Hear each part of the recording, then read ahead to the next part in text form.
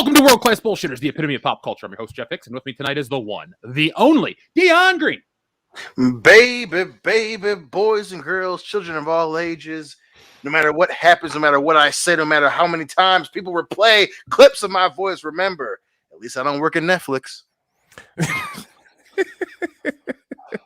That man chuckling in the background is the last standing Samoan. Big Rig Nick Utam. I just got canceled by Netflix. I don't know how that happened, but damn. I just did. Yeah. They canceled me before I even started. Shit. Cut you down in your prime. Yep. Just like Chubbs Peterson. And finally, American Ramrod, Kendo Slice. All right. So, folks. I'm here. Hang on. There I am. I was going to say, it's a shame, too, because we were fucking throwing shade at Netflix, and Squid Game was actually pretty good. Yeah, I've been watching it. I liked it. I guess I need to watch it, too, now. Dude, it's okay, so, like, it's really good. You can't really talk about it too much without giving shit away. Gotcha. But that first episode, especially the last 15 minutes, is, like, playing for keeps in a big fucking way. And then it, like, you know, gets interesting, and then Daisy angry cried at episode 6. So there you go. Okay. All right. Well, I'm on the first episode. The first episode was a lot of exposition, which is refreshing because now I care about the main character. Yes, that's, I will say, one of the refreshing things about that show was that the first episode, you get introduced to the main character, you see what he's going on, then they play red light, green light, you're like, holy shit, this is overly violent, but then it slows down a little bit, and then, you know, it becomes, you learn to care a lot about the characters, hence why there was some angry crying going on after episode 6. Well, I'll be watching episode 2 tonight. Yeah, it's good. I recommend it. And I don't recommend much shit on Netflix. That's one I will. Now, I heard Netflix is getting sued. Who put that in the chat? Alec Campbell. I don't know the entire story behind that, but I did see an article pop up how there's going to be a lawsuit. So, yay, Netflix. I guess you can't have nice things. So, guys, let's start off today's show with our listener of the week. So, shout out to our friend Tori Davis over on our Facebook group because I saw this and I had a really good chuckle. So, we love wrestling. We love Star Wars. How did you guys feel about watching The Macho Mandalorian? Sign me right up. Yeah. Oh, yeah. Yeah. Oh, yeah. This is the way, brother. Oh, yeah. Now, folks, if you want to become listener of the week, all you have to do is get our attention in a positive way. Make us laugh, make us chuckle, send out a cool tweet, something like that, and we will give you a shout out on the show. Now, if you also want to get shout outs on the show in general, check out shopwcbs.com, and you can check out our beer glass, our shirts, all sorts of stuff, and you can snap into a jam-ram. Just because of that, well, I wanted to press it. Jam-ram! There we go. Oh, God. Primer, I don't know if we should we use the word pocket pussy? I don't think that should be word of the day because I feel like that Susan will come down from on high and hammer the shit out of us, and not in a good way. How about Wendigo? I mean, I watched a video on the Wendigo today. Yeah, God. Well, don't say it. Don't say it too much, Kenda. You might get in trouble. Wendigo? I think we said 7 times, like one shows up or something. Wendigo. You happy? Those are only in the Northeast and in the woods. I'm in the Southwest of the desert. It's It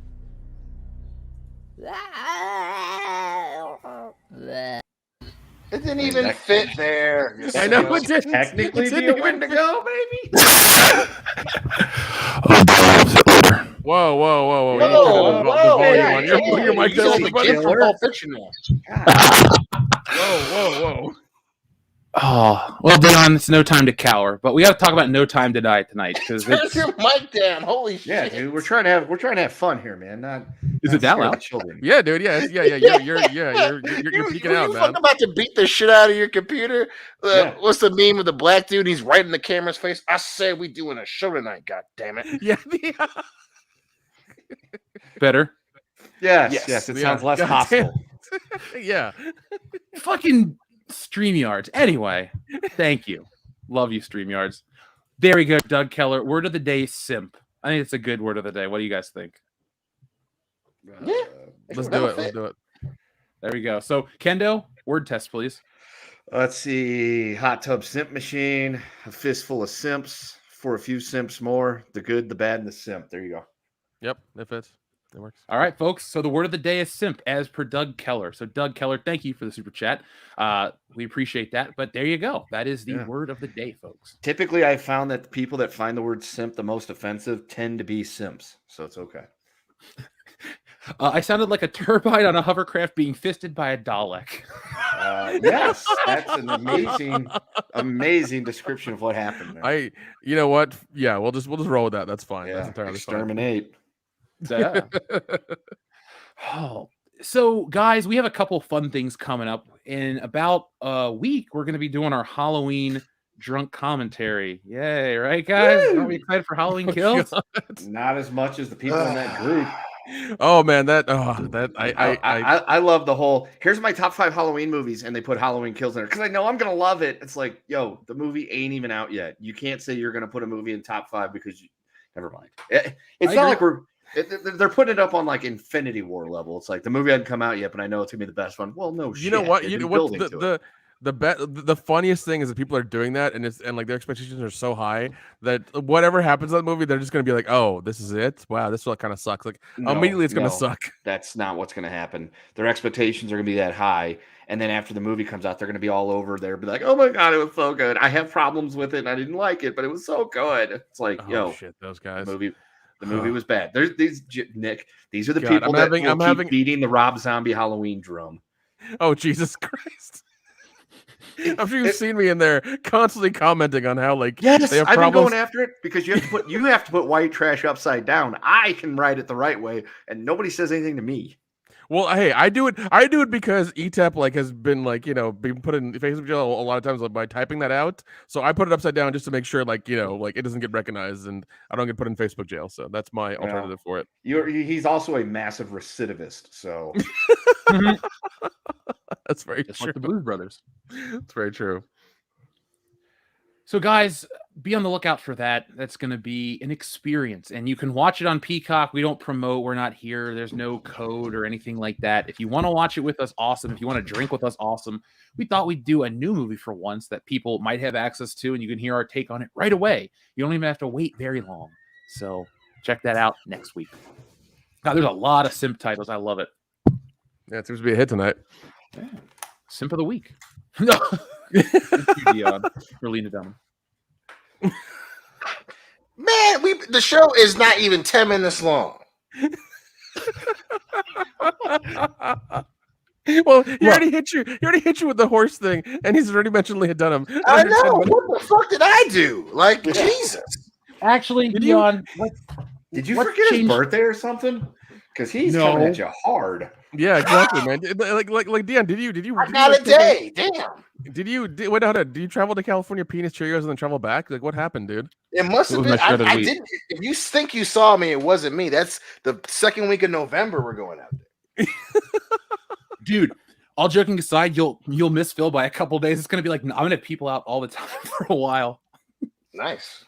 It'll be fun. Well, I mean, he'll drink a bunch of root beer and pass out, so it won't be too crazy. you make him sound like an old man, but I've actually seen that happen to Phil. Yeah, the Beatus is undefeated, yo. Oh my god. That's right. They got Wilford. Goddamn it. Yep. Yeah, they did. Yeah, they did. Is that what got Wilford? I thought it was that alien creature down in Antarctica. It also could have been the fact that Wilford Brimley was like 90. Nah, dude, it was the Beatus. It was the Beatus. The Beatus. Yeah, that's what it was. Wilford The Beatus- Brimley aged. The Beatus never ages. the Beatus beat him. All right, that's what happened. Yeah, it's like that girl in the well. And the Beatus never sleeps. My cousin's named after the girl from the well. Seriously. That's weird. That's really weird. Yeah, she was like born years later too. Like, wasn't the little baby in the well like the 80s? Oh no, you're thinking. Okay, I was talking about the chick from The Ring. Yeah, same here. I was like, what the hell? Oh, sorry. I was About thinking Baby about this Jessica. Yes, that was in the 80s. It was like 1988. Yeah, my cousin wouldn't be born until the 90s, and they had a kid in between that. It's like in Back to the Future when Lorraine's like, Marty, what a nice name. Yet she names her first kid Dave. So, yeah. It's kind of weird. Phil's here, yes. Oh, man, that's awesome. So, Phil, I'm going to make sure there's no root beer here, okay, buddy? Well, no. What's going to happen is Jeff's going to get that organically, locally sourced crap from like Whole Foods. That's what's going to happen. Yeah, he's gonna give him some Virgil's root beer. That stuff's actually pretty good. It is good. I was like, dude, don't disparage Virgil's root beer because no. That's just the only one I can think of off the top of my head. That's actually it only puts motherfuckers I know to sleep. That's a great. It tastes delicious though. Well, now, we need to find out. Friend, God damn it! Will a 4-pack of Virgil's put Phil to sleep? Find out. Now, guys, we're going to be talking about James Bond. We're going to be talking about Dave Chappelle's new stand-up special. Yes, I've watched the whole thing, so I've, watched it, formulated an opinion. The other guys are well up to date on the story, so we're going to talk about that a little later because, I think there's a lot of stuff going on with that that's quite interesting. But before we get into that, let's start with some other topics. Guys, who is your favorite DC Comics character and why is it Batman? Because I'm not a fucking pussy. There you go. Now, Dion, rumor, Matt Reeves and Robert Pattinson's The Batman to get a sequel. So over on CBR, they're claiming that it's got a green light already. Now, the reason I'm surprised is I thought Robert Pattinson got fired for fucking Catwoman on the roof of a car. I'm sorry, one more time? Yeah, really, one more time. Remember? No, hold on. I've never heard that rumor before. The first time I'm hearing about it. Please hold on. Please tell us in detail. Let's see if I can find it. That was an old one that I had popped up a while ago. You didn't put it in the save folder. Shame on you, sir. Shame on you. I don't really get off the amateur hour. It's like you've been doing this podcast for like 6 years or something. Yeah. So let's see. Where's that?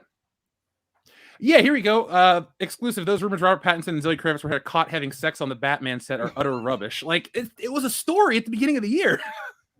Damn, I kind of wish it was true. I would have actually gotten some more respect points for old Robbie Pats. Yeah. So, that would actually make him the most Batman-like Batman. That's true. That's true. On the Batmobile, hell yeah, dude. Yeah, but no, apparently it was just a rumor. Damn it. Damn. I know a lot of these superhero movies get, preemptive sequel announcements to build the hype, but I usually like to see a movie before I want to even think about its sequel because we have had countless superhero films. And I'm just going to use The Amazing Spider-Man as the prime example. You watch a movie, you think you're getting all these sequels and shit that they talk about. It never happens. Like, they need to focus on one movie and then build the world. Yes. This is an origin retelling, year 2 of Batman. Oh God, Jeff, it's not an origin, it's his second year.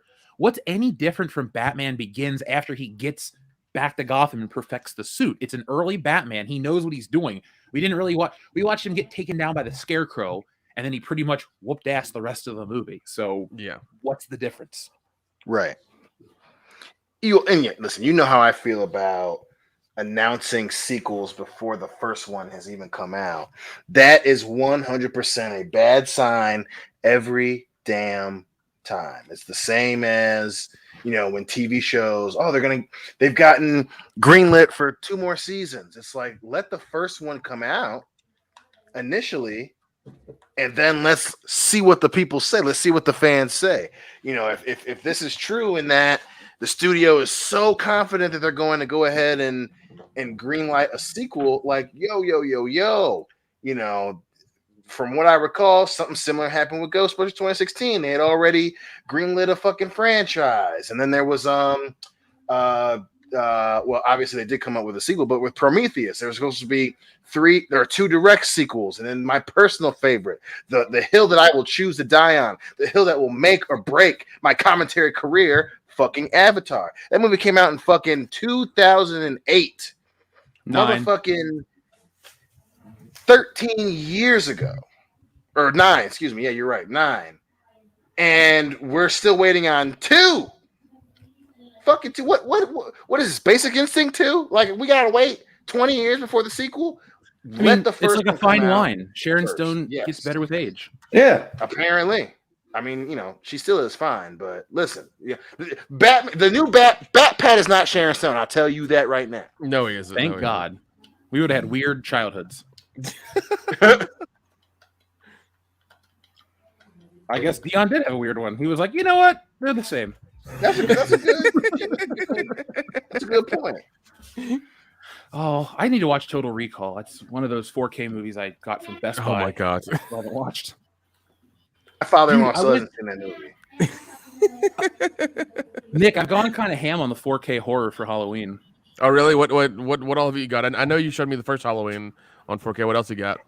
I got 10 Cloverfield Lane. I got Psycho. I got Shaun of the Dead. I got a bunch of shit coming. I love that.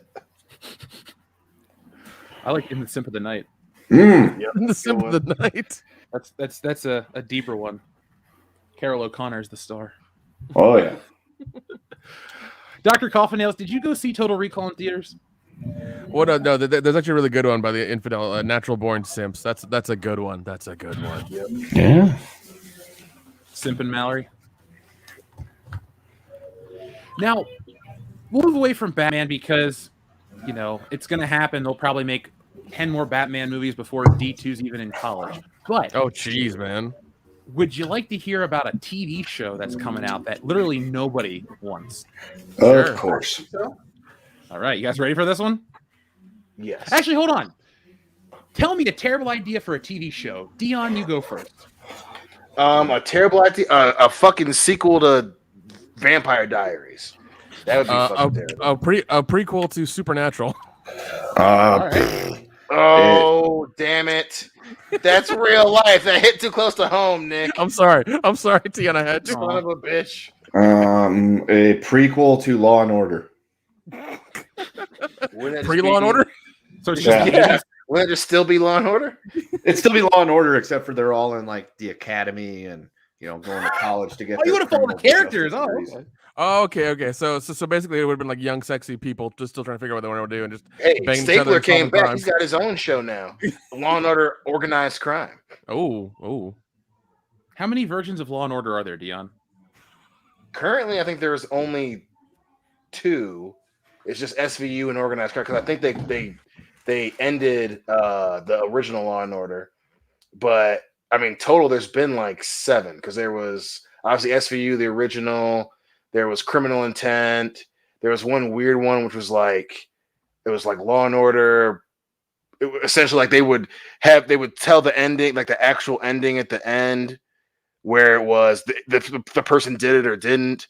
Then there was like 2 or 3 more with goofy ass fucking name. There was like Law and Order LA or some shit for a second. Way too many. Law and Order East. Trial by jury. Thank you. Yes. Bronchosaurus is my fucking man. Now, guys, would you have thought in a million years that they'd be making a Gamergate TV show? Wait, what? Are you serious? Look at the screen.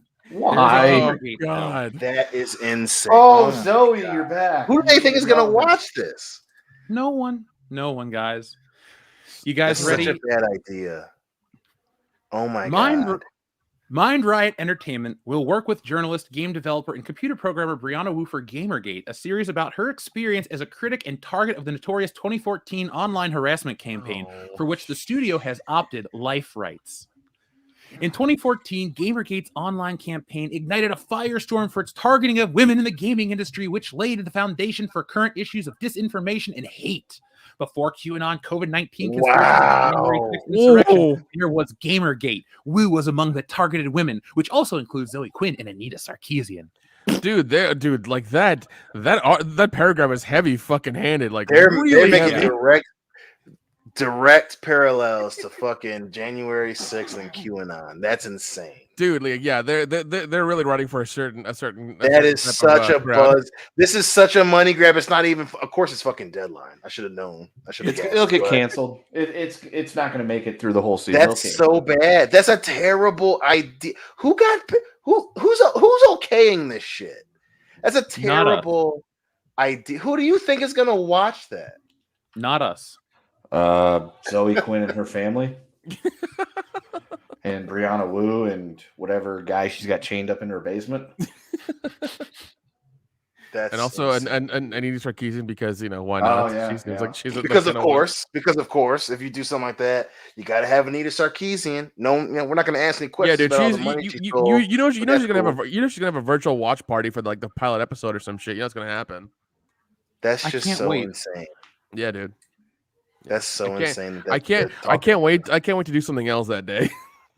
This is incredibly reminiscent of when I can't remember which studio it was, but they were thinking about having Sandra Bullock play Harriet Tubman. Like this is how bad this is. That was Julia Roberts. But Yeah. yeah, we get the idea though. But yeah, Hey, what was the thing in the news the other day about the woman was too light-skinned to play the real historical character, and everybody's all up in arms now?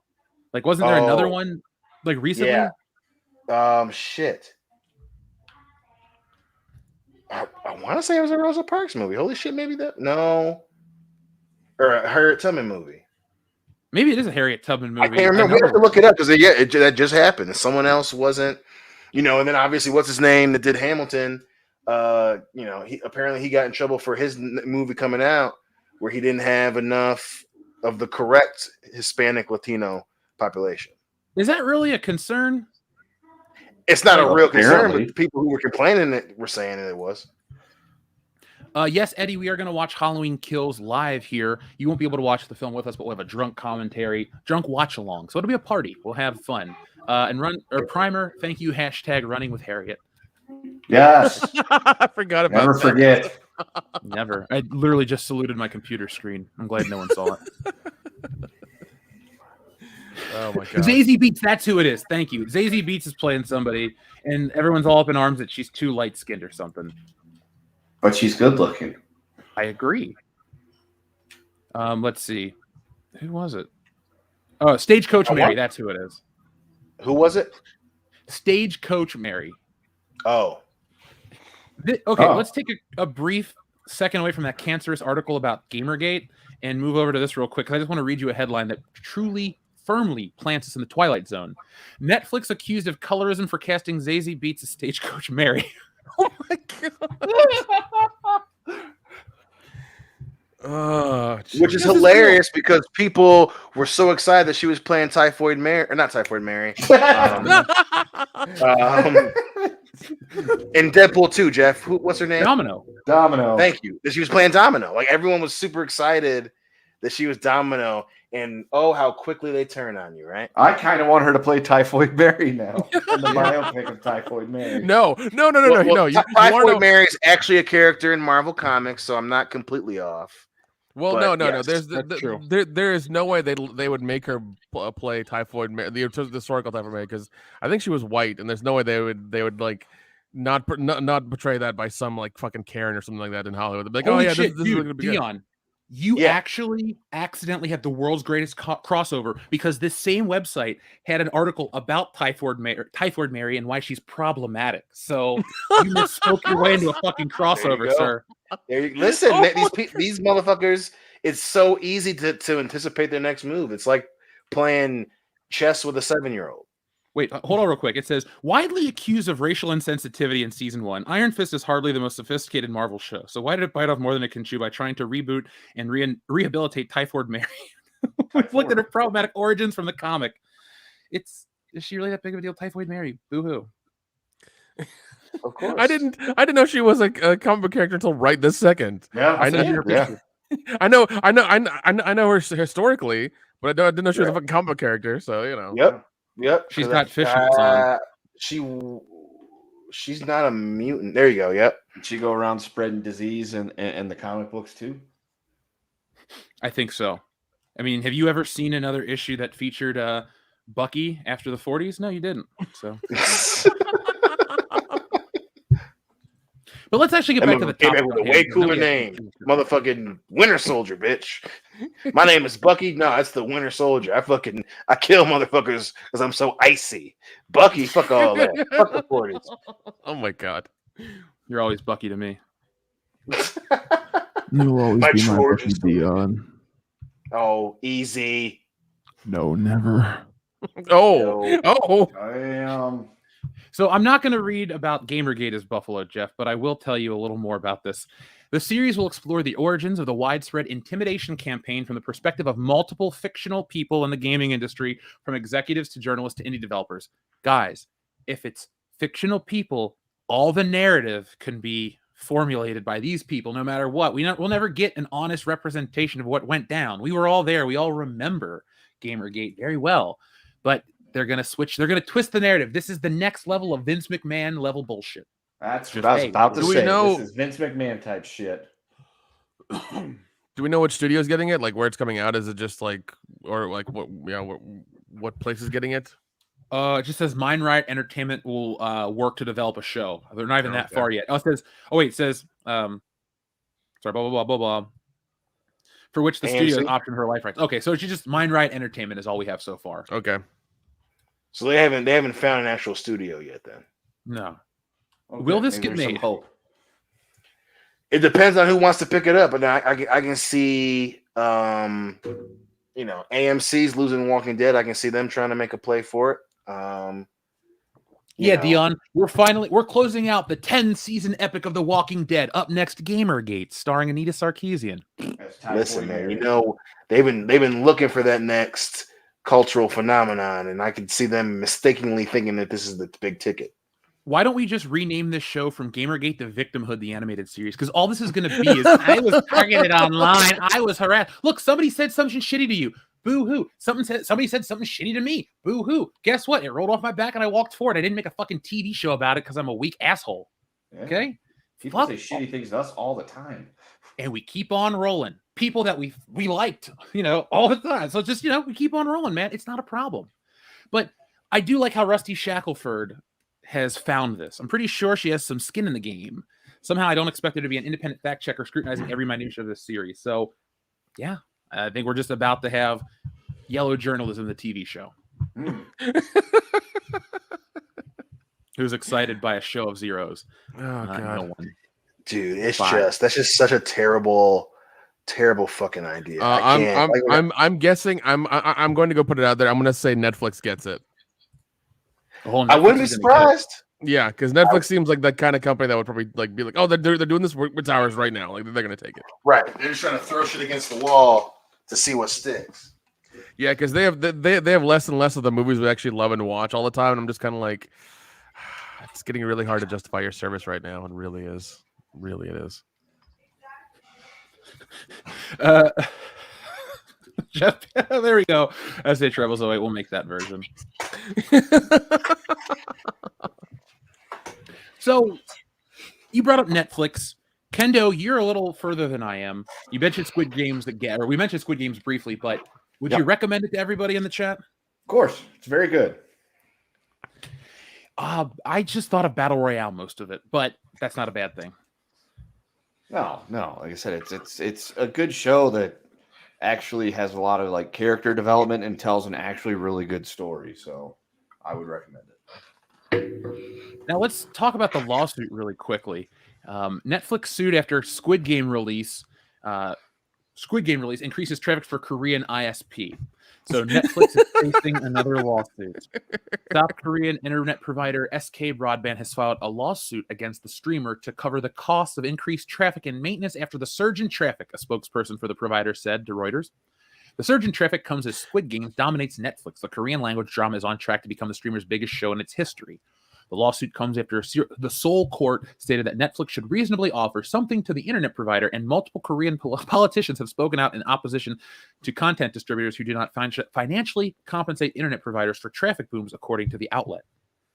This sounds a little weird to me. Yeah, because I understand where they're coming from. It's weird like that. I guess it's fine. The Korean shows post on Korean servers in Korea. It's okay. But that's still weird. They should have it copied at multiple places, but that's just thinking outside the box. Also, this is a dangerous precedent because internet service providers in America are already like gouging us for like shitty service.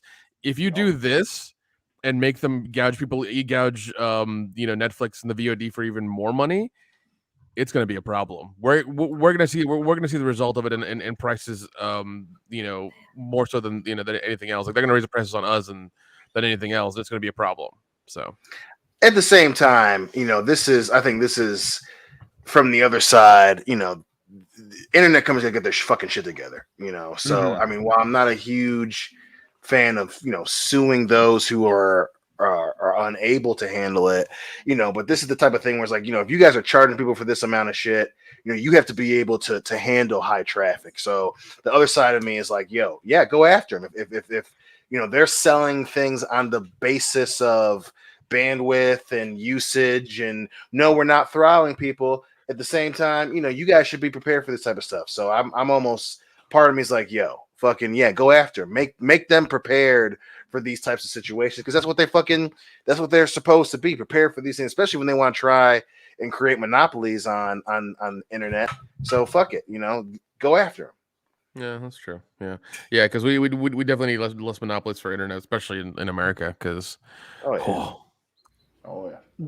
The biggest thing I took away from Squid Game, and I wanted to bring this specific part up, is how well this part of the world knows how to basically game the system, and they know the formula for what's going to be popular, because they want to make the most popular song, so they make Gangnam Style, and it becomes the biggest thing on YouTube. Right. And BTS That's is the the biggest other fucking side, boy yep. band. And now this show is the biggest thing on Netflix ever. What is it in South Korea that they figured out that we just, well, not we, because I don't give a shit about BTS. I've never heard one of their songs. But what is it about They've what got they're a couple producing? good Like, what have they tapped into? Oh, I know the answer to that. It's an old Asian proverb that translates to "He who goes woke goes broke." Oh, And Yep. they're Should've just paid like, more attention oh, we're gonna before. make really good shit, and we don't really care about representing all these fucking people and all this other shit. yeah, they just want to tell good stories and make good content. So that's pretty much, yeah, it sounds good. well, I enjoy it. Or it's just, let's make the most money we fucking can, play the odds, and let's fucking go.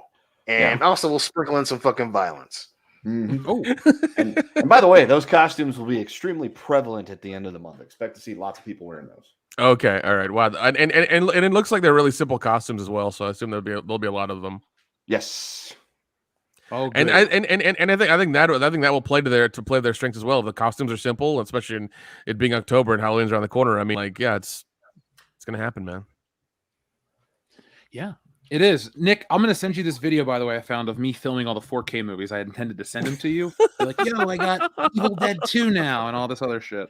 Well, speaking of Halloween, I did the first stream of our October gaming last night, where I played about 2.5 hours of Until Dawn, and we got to kill. We got to the point where we killed one of the kids so far. We killed Jess. We're gonna try to kill them all. If anybody wants to join us, I'm gonna do it again tomorrow night at around 8:30. So look for that link on Twitter or on Facebook. But yeah, we're gonna play another probably 2.5 hours of Until Dawn, because it's a dense game to get through. I'm trying to speed run it right now. I'm not trying to get any totems or any other bullshit. I'm just trying to get through it. So, wow. Thank you, Joseph Bianowicz. Now is the perfect time, folks. We're going to take a quick break. Dion, since you usually get the brunt of it, pick a number, please. Give me 3. I'm gonna kick your ass later. Yeah. Actually, I'm going to give you a better one, because, 3 is a great number, but Dion accidentally kicked and said, or coughed and said 4. Hey, what's the music from? There you go. And just like that, all is fixed. All right, first up, we have Cesario Japan, who says, we have gathered here today to memorialize Commander James Bond, CMG RNVR. Press F in chat to pay respects. Ooh. So, folks, our next segment will be the full No Time to Die review. Please have your questions ready. I got to see it last night at the Chinese theater, the famous one that we all know from Star Wars, the big premiere. It was cool. Yeah. The one with the footprints in front of it. Yeah, go on. I wish the fucking movie matched the experience of going to that theater, but we'll talk about that in a little bit. Anna, that Star Wars girl, came down. Anna, Jesse, and I were all going to see James Bond. We were all ready, and we all had a lot to say about it. So I will relay that to you guys in a moment. SH Rebels 08 says, I'll take a Brie Larson punch to the face and a Joe Rogan. Well, ask and you shall receive here on this channel. It just depends how quick you'll get it. Where is good old Brie Larson? Well, since you asked for Joe Rogan too, we'll give you that. Imagine if you gave a white supremacist 5-MeO DMT, and then as the first one, as they're exhaling, Yeah. Yeah. Yeah.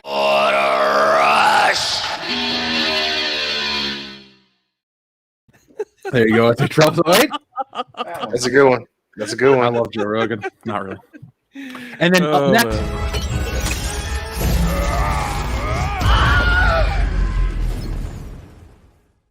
You got knocked the fuck out, man!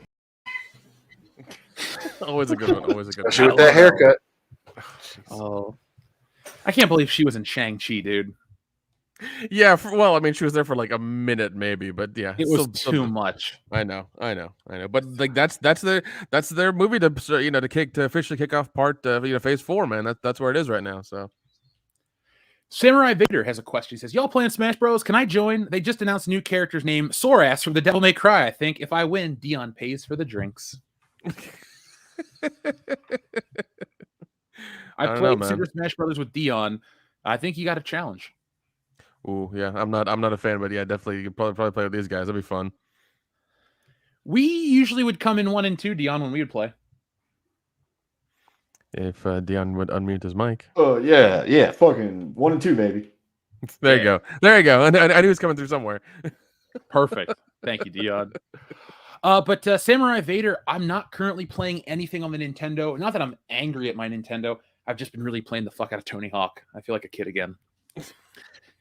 Primer says, "Hail WCBS, word of the day is pocket pussy." Well, Primer, we ended up going with the other one. Excuse me. Yeah, we always try to go with words that YouTube gets confused with, so that's why we pick those ones.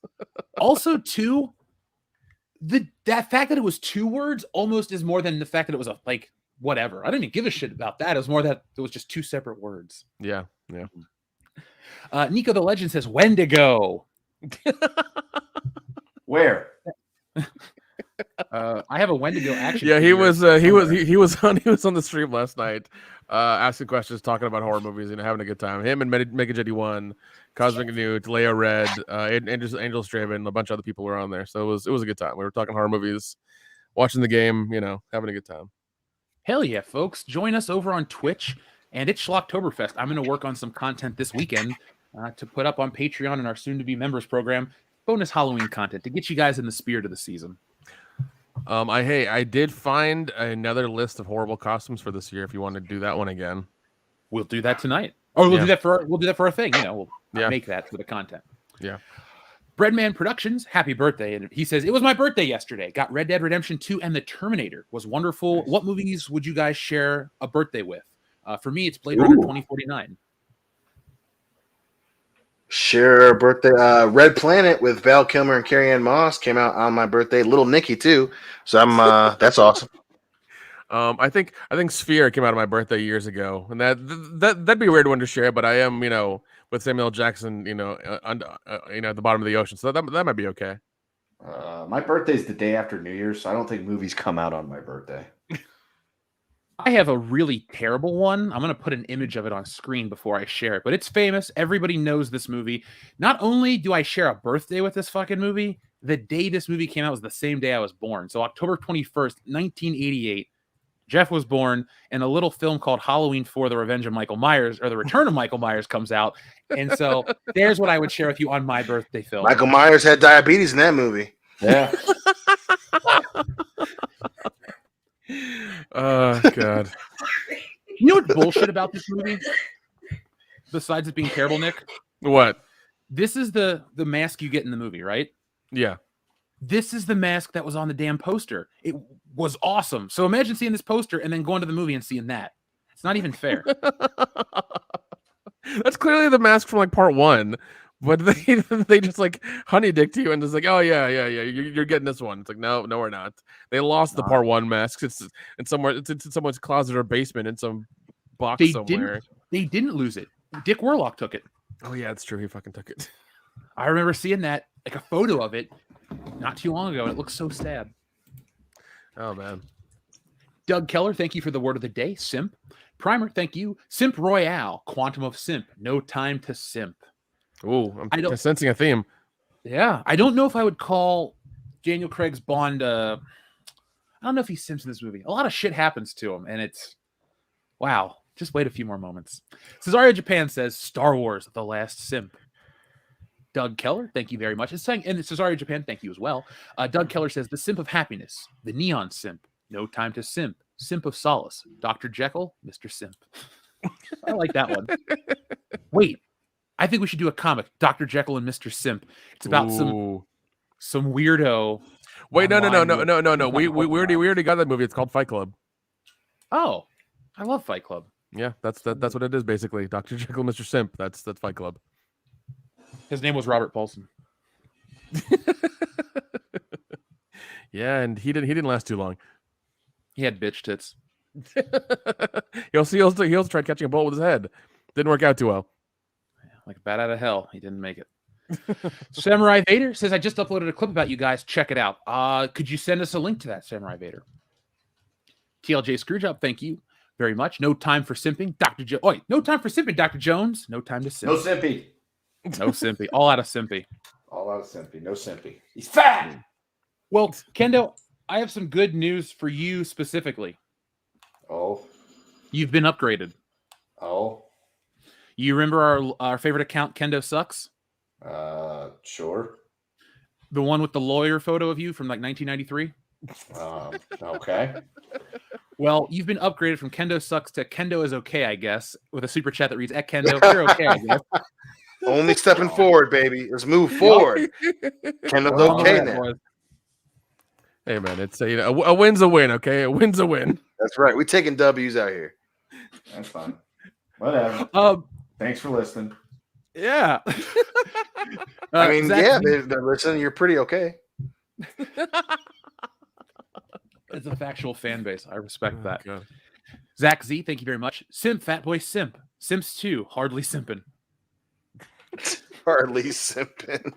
Is that a Clerks 2 joke? I think so. It might be. It might be. It's so hard. Like, I'm so upset by him. God damn, he was the best. Yeah, it is, man. Yeah. Then he decided to become a massive honey dicker.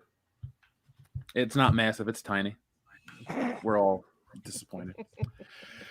So we have the Dr. Phil Seitz. Thank you very much. He says, I heard that, Dion. Dixon Sider says, if diabetes wasn't affecting a game, would it be considered damage over time? Yes, and it'd be exacerbated by whatever type of food you ate to try to regenerate health. Yeah, you'd have to go to like the pharmacy or whatever, or take your pills or take your shots, and then you'd be fine for a certain amount of time. And finally, for now, thank you, Phil. This is the perfect transition, super chat. Ha ha ha. Question: was No Time to Die worse than Moonraker? I guess it's time for me to answer that question. Oh god. Well. First, let me read off the projections from a legitimate source of ours, not from Reddit. Deal. Okay. These are domestic U.S. predictions or projections for No Time to Die. The opening weekend, the projection is 72 million. Total run is 215 million. So, yeah. That ain't that million. Compare that. Yeah, man. What do you think I do? So that ain't 900 million. Oh. No.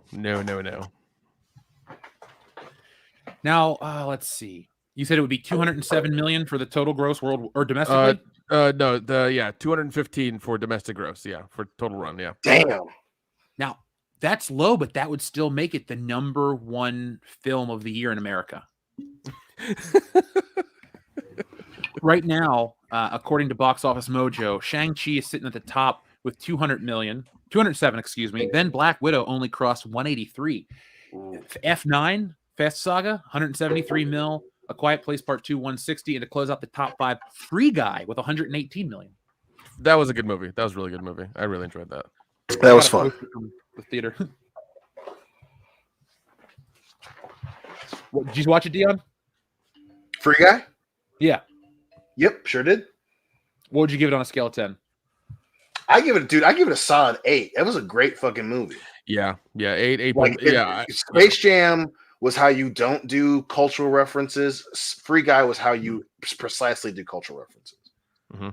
Yeah, even though Taika Waititi's in it and he's acting and he's on screen, he's actually not that bad. He's a funny part. Like I've just come to the conclusion that Taika Waititi, for when you see his face when he's in things, he's just unlikable. Yeah, that's what he's good at, because he's in Free Guy, and I enjoy him because he's an unlikable, over the top fucking douche with the fucking jacket and the pants and the dude with gray hair, and he's talking in fucking slang the whole time to Steve. And I'm just like, God damn, dude, even in a movie, I don't like you. Yeah. And that's his thing.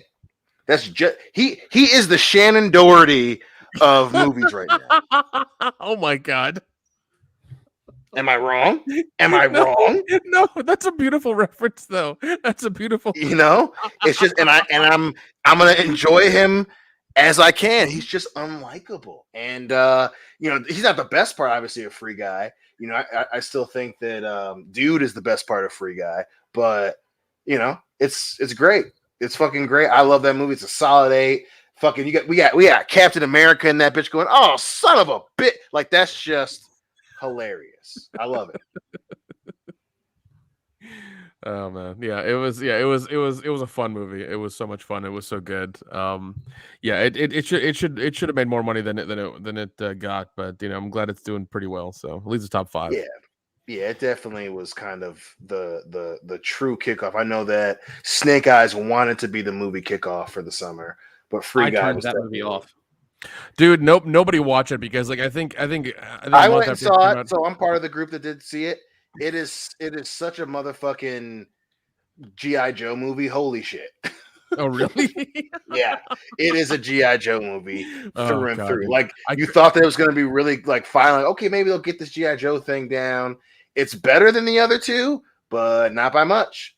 Outside the dude that plays Snake Eyes, it's cool, but it's just, it tries way too fucking hard. It really tries too hard. Then, like, randomly the Joes are just shoved into the movie at the end, and it's like, oh, so this is why no one's going to see this movie. Okay, I get it now.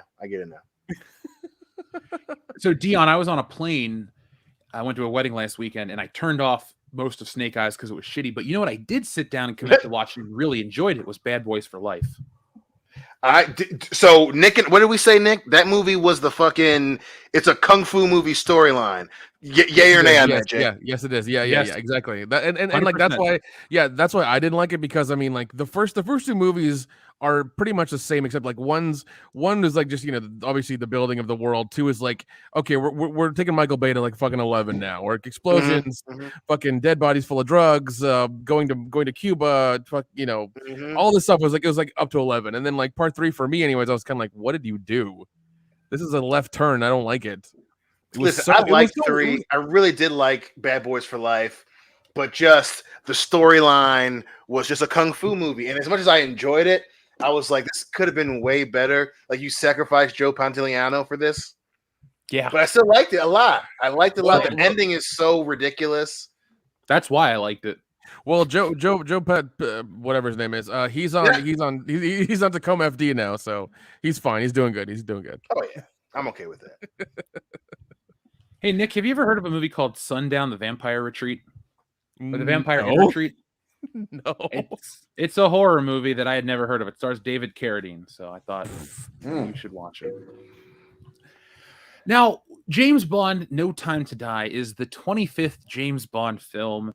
And I just want to say, before you start getting going on this, buddy, I just want to say that I love you like a brother. You're my best friend. And I just want to say that I'm sorry you have to go through this. Your favorite franchise. I feel so fucking bad. I just want you to know that no matter what happens, I love you, bro. Yeah, Jeff. So, Jeff. You're among friends, okay? So I mean, just it's okay. You're among friends, man, right? It's gonna be fine tonight. Are you sure? Because if you make another comic parody, well, we're gonna know how bad. There's a fucking storm brewing. You'd say it's gonna be all right. I'm saying it's okay to vent, buddy. It's okay to vent. Yeah. If we make stealing Robert Broccoli, people are gonna know how bad it is. I'm just saying. Oh God. I'm broccoli. If that's the next thing, cool. I'm down for it. Whatever. But I'm just saying. You're among friends. You're among friends. So let's answer the question that Phil asked earlier. Is it worse than Moonraker? Fuck no. Come on. That's silly. Because Octopussy is the worst James Bond movie. And Octopussy is still shittier than No Time to Die. Look, if we're gonna put I'm gonna put out a video Mauler style to review this film because this movie is not original. It copies other James Bond movies beats for beat, borrows music, reuses music, literal reuse of a song from On Her Majesty's Secret Service, the same recording, the same call. Like, it's not an original story. It's not a great movie. It has moments of greatness. It overall is a weak fucking James Bond film. And at the end of it, he fucking dies. So everything that they fucking talk about. Okay, one thing I'll get at before we get in deep into the review, because I'm going to go from the beginning. We'll talk about it. It's not a woke movie. It doesn't have this shit that everyone's trying to sell you on the internet because they're looking for clicks. Here's how it goes down in the movie. I'll tell you right away so you don't have to fucking wait.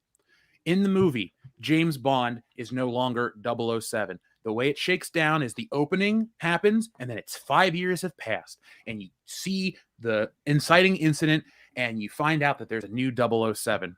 Long story short, she tries to, one up him and say shit like, oh, it gets to you, doesn't. Guess what? He gets her right back. And at the end of the fucking movie, after they found the mutual respect, because they don't spend the movie punching down and shitting on James Bond. Every time he needs to, he shows her up. Like, she tries to get away with this fucking guy, this scientist. She's trying to get him before Bond can get him. And guess what? She's got all the gadgets. She's swinging around. James Bond fucking trips, shoots his gun, and gets the piton out of the wall that she was swinging on, and she falls and face plants. Like, this chick gets her shit pushed in. James Bond is never shown up by her. So all the media shit was really bad advertising for a fucking terrible movie at the end of it.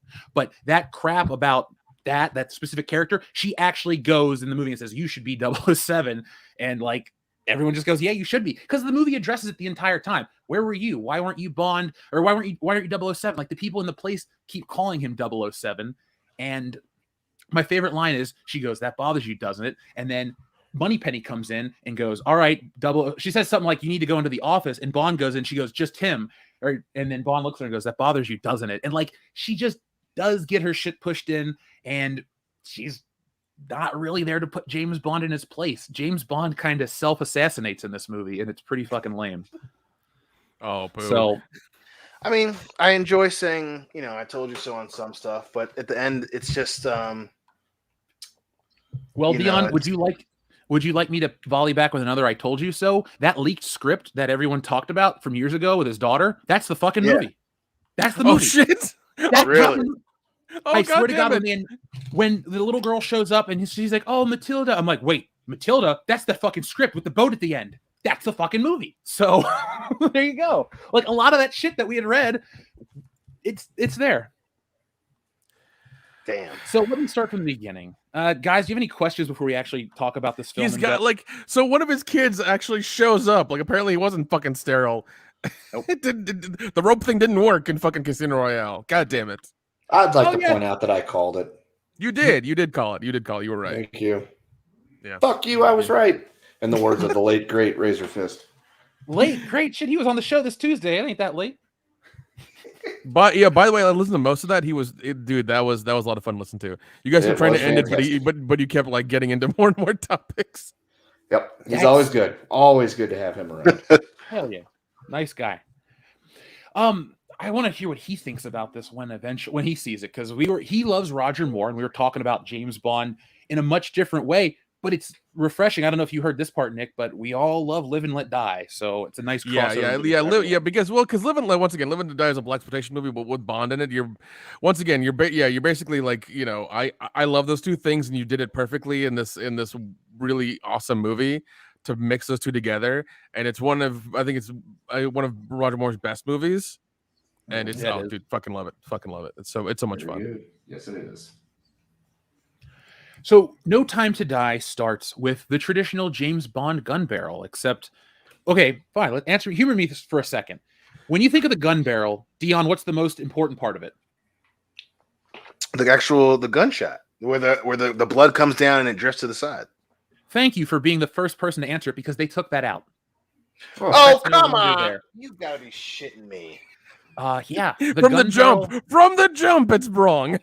the gun barrel, I didn't mind because at first I was like, all right, cool. The music hits. It's awesome. I saw it on this huge screen. It's meant to parallel his death at the end of the movie, but it's really shitty. It literally just fades into white instead of blood, and it starts out in the snow. You remember all those scenes you saw of Safin, Rami Malek's character, with that fucking stupid mask on? Yeah.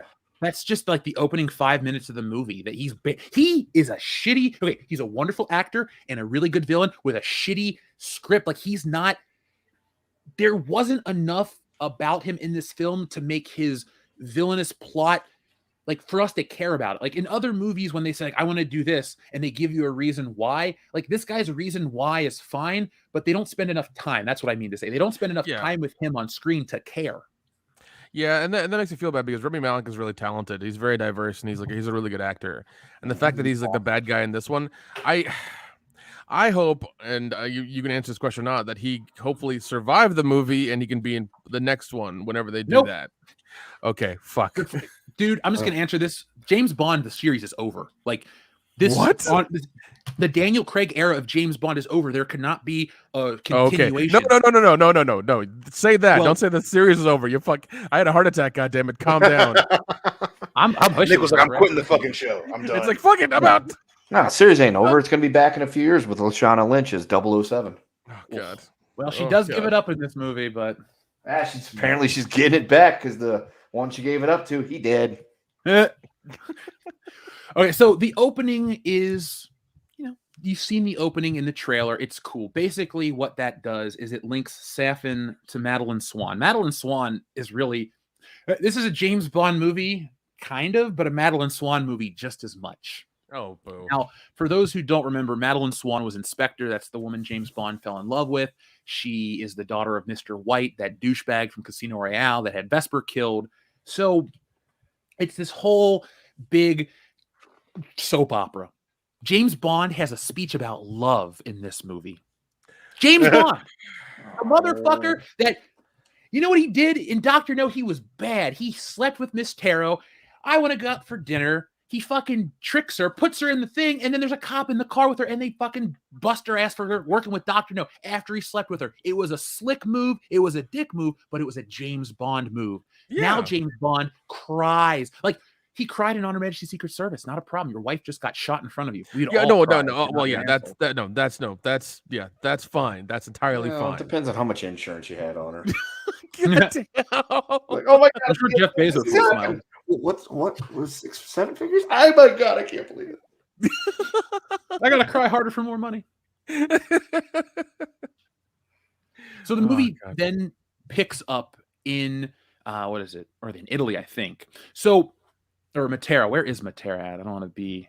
Okay, it is in southern Italy. Excuse me. So he's in Italy to go visit the grave of Vesper. The grave explodes, and James Bond is rendered partially deaf for a moment, not the whole movie, but it's a really cool effect. When it explodes, not only do you get the that ring in your ear like he would hear, they put that effect over the music, so the whole experience sounds like your ears are all fucked up, and it's neat. The opening of this movie actually has, we can play the game where it shits the bed, because like I said, there are moments of greatness. When he goes to Havana, it is the best Daniel Craig James Bond ever. If the movie was that and ended there, this would have been the best James Bond movie that Daniel Craig ever made.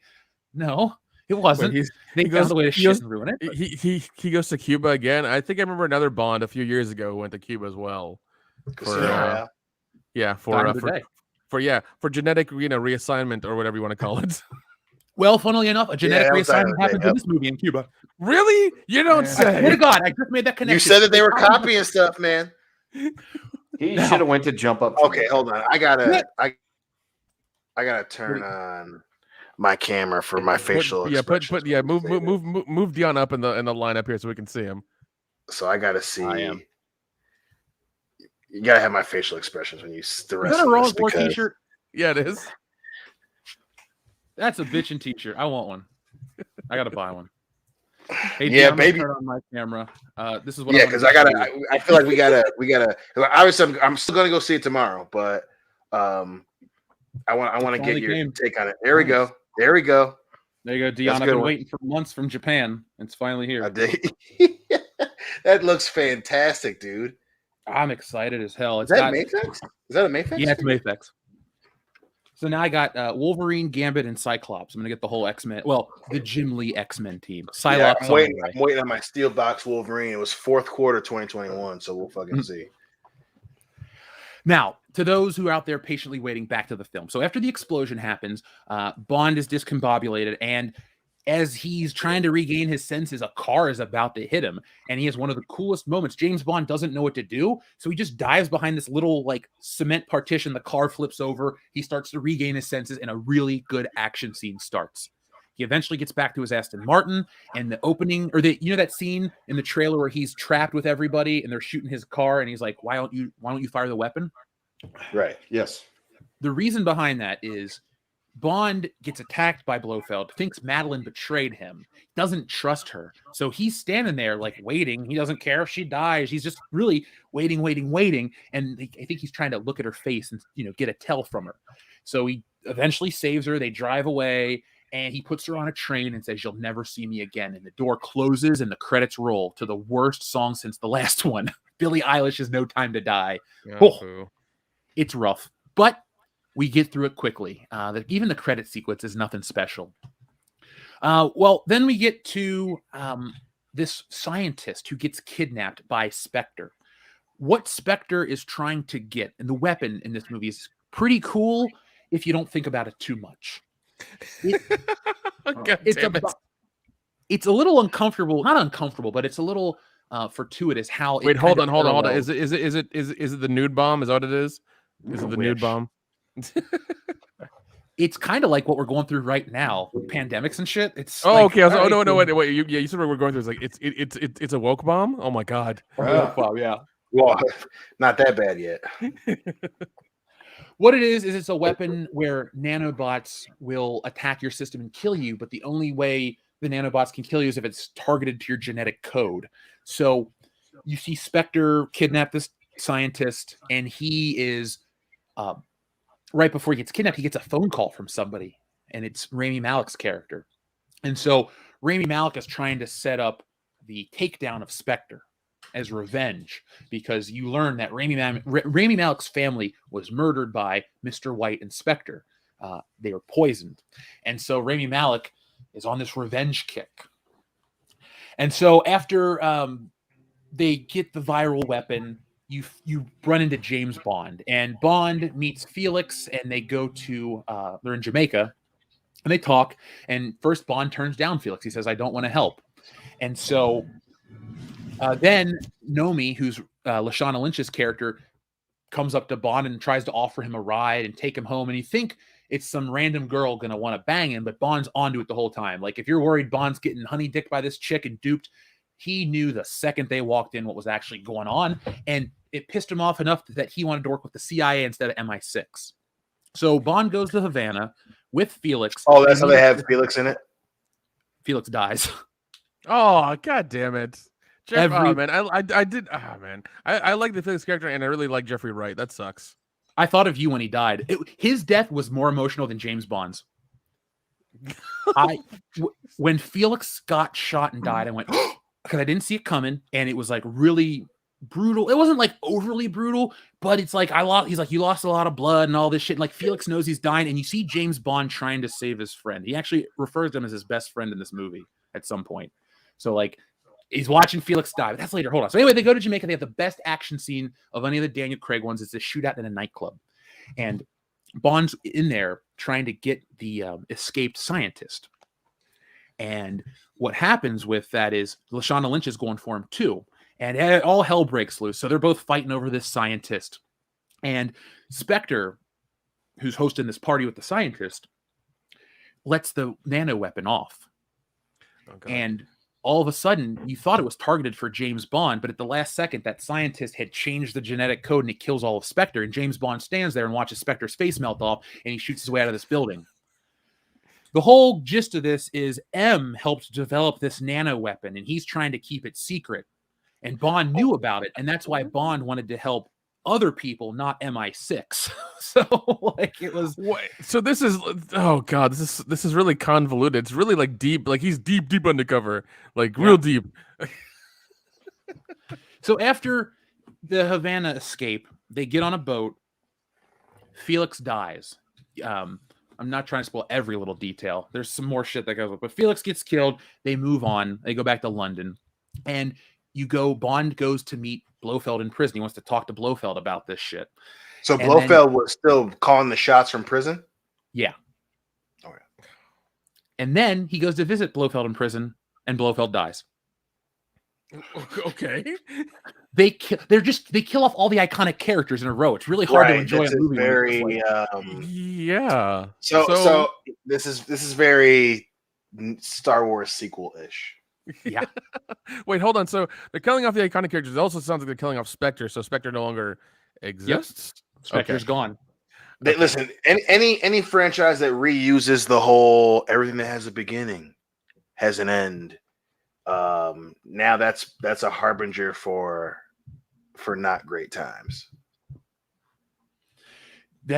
So anyway, that happens, and long story short, Safin's behind it all. This Rami Malek's character is the mastermind behind everything, and sadly, he looks a lot like and acts a lot like Dr. No. When we get into the parallels part in a moment, this movie looks so much like other Bond movies in not a good way. Like locations look identical to other things, and it's all meant to, like the Star Wars sequels at times, make you think this is just like classic stuff because it looks like it, and it doesn't really work. Like they can put the car in there, but it doesn't work. They can make the submarine base look just like the one from The Spy Who Loved Me. They can make Rami Malek's other part look just like Dr. No. They can make the fucking people that wait on Rami Malek just like the Asian people that Dr. No kept in his hideout. Like they can do all those things, but it still doesn't feel right. So long story short, guys, this bioweapon, they need to go to Safin. He's got an island, like all classic Bond villains. It's in contested waters, so no one can really Wait, go. no. Hold on. Is like the mountains carved out into a skull or something? Is that the case? Is it a volcano? Yeah, is it a volcano? Like you know. It does have a missile silo in it, so it does. Of course it fucking does. Of course it does. Yeah, it's a World War II era one. Oh, so they go to this silo to stop Safin's weapon. It's Bond, the other non-007. She gave up the title herself, and like I said, she's not. You would think it's going to be grating, but she's not. Like every time she acts annoying or something, she gets punched down. And like even Moneypenny and other people are just kind of like, they take her seriously and she's like capable, but they also like let the audience know like, hey guys, this was a gimmick. Not a good gimmick, but a gimmick. They're like trying to make you know the whole time, like, we're sorry. They're softening the blow for when she becomes the lead. I'll puke blood. Anyway, long story short, Bond and Madeline meet up, find out the girl, this little girl in the movie is James Bond's daughter. They all go to the fucking island. They fight Rami Malek. Bond shoots Rami Malek and basically opens up the gates so these missiles can come in and sacrifices himself while everyone else just fucking sits on a boat and drifts away. It pisses me off too because there's so much time James Bond chose to die. He kind of gave up in this movie. Seriously, there are so many like moments where it's like, if you did this and then walked out, you still could have climbed the ladder and got down to the shore and swam away, or waited, or got like all this shit. Just like he just waited to die, and it was really anticlimactic and really lame. Well, yeah, especially since apparently he had no time to die. It's why would he choose to die? I'm gonna fucking shoot you, Kendo. Jesus, shut up. And yeah, I know that was the Bond death was supposed to be something epic and dramatic, but it wasn't. He stands there much like you remember that scene in The Dark Knight Rises where you think Batman's going to die with the bomb? I was just thinking that. I was just thinking. You should keep all of the Christopher Nolan Batman films in the back of your mind, because they did with this movie. There's a part in Hans Zimmer's score, I swear to God, if you close your eyes, you think you're listening to the Dark Knight music. I mean, if you're talking referencing other films, I mean, it makes a lot more sense that Hans Zimmer is doing the score.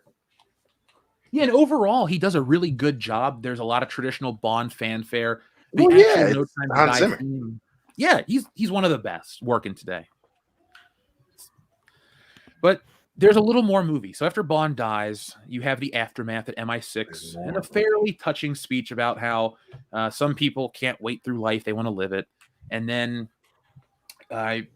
Bond's daughter and his now, well, she was never his wife, but his girlfriend, essentially, they drive away in the Aston Martin, the old Aston Martin, not the DB5, which is even older. Fuck it. The DB9 or the DB7, whichever one it was. But they drive out in that to the song from On Her Majesty's Secret Service as the credits roll.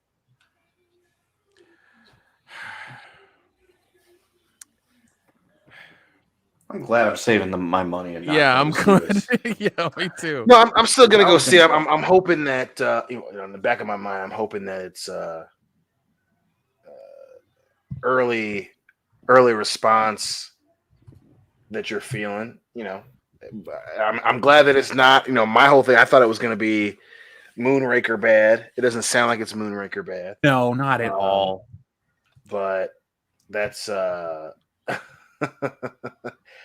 I really, again, I'm still gonna go in open minded, but I was really hoping that we were out of this melodramatic, anticlimactic shit with Rise of Skywalker. It just sucks because you have the wrong characters making that sacrifice, and it's just so gimmicky. It's like this is 1995 WWF.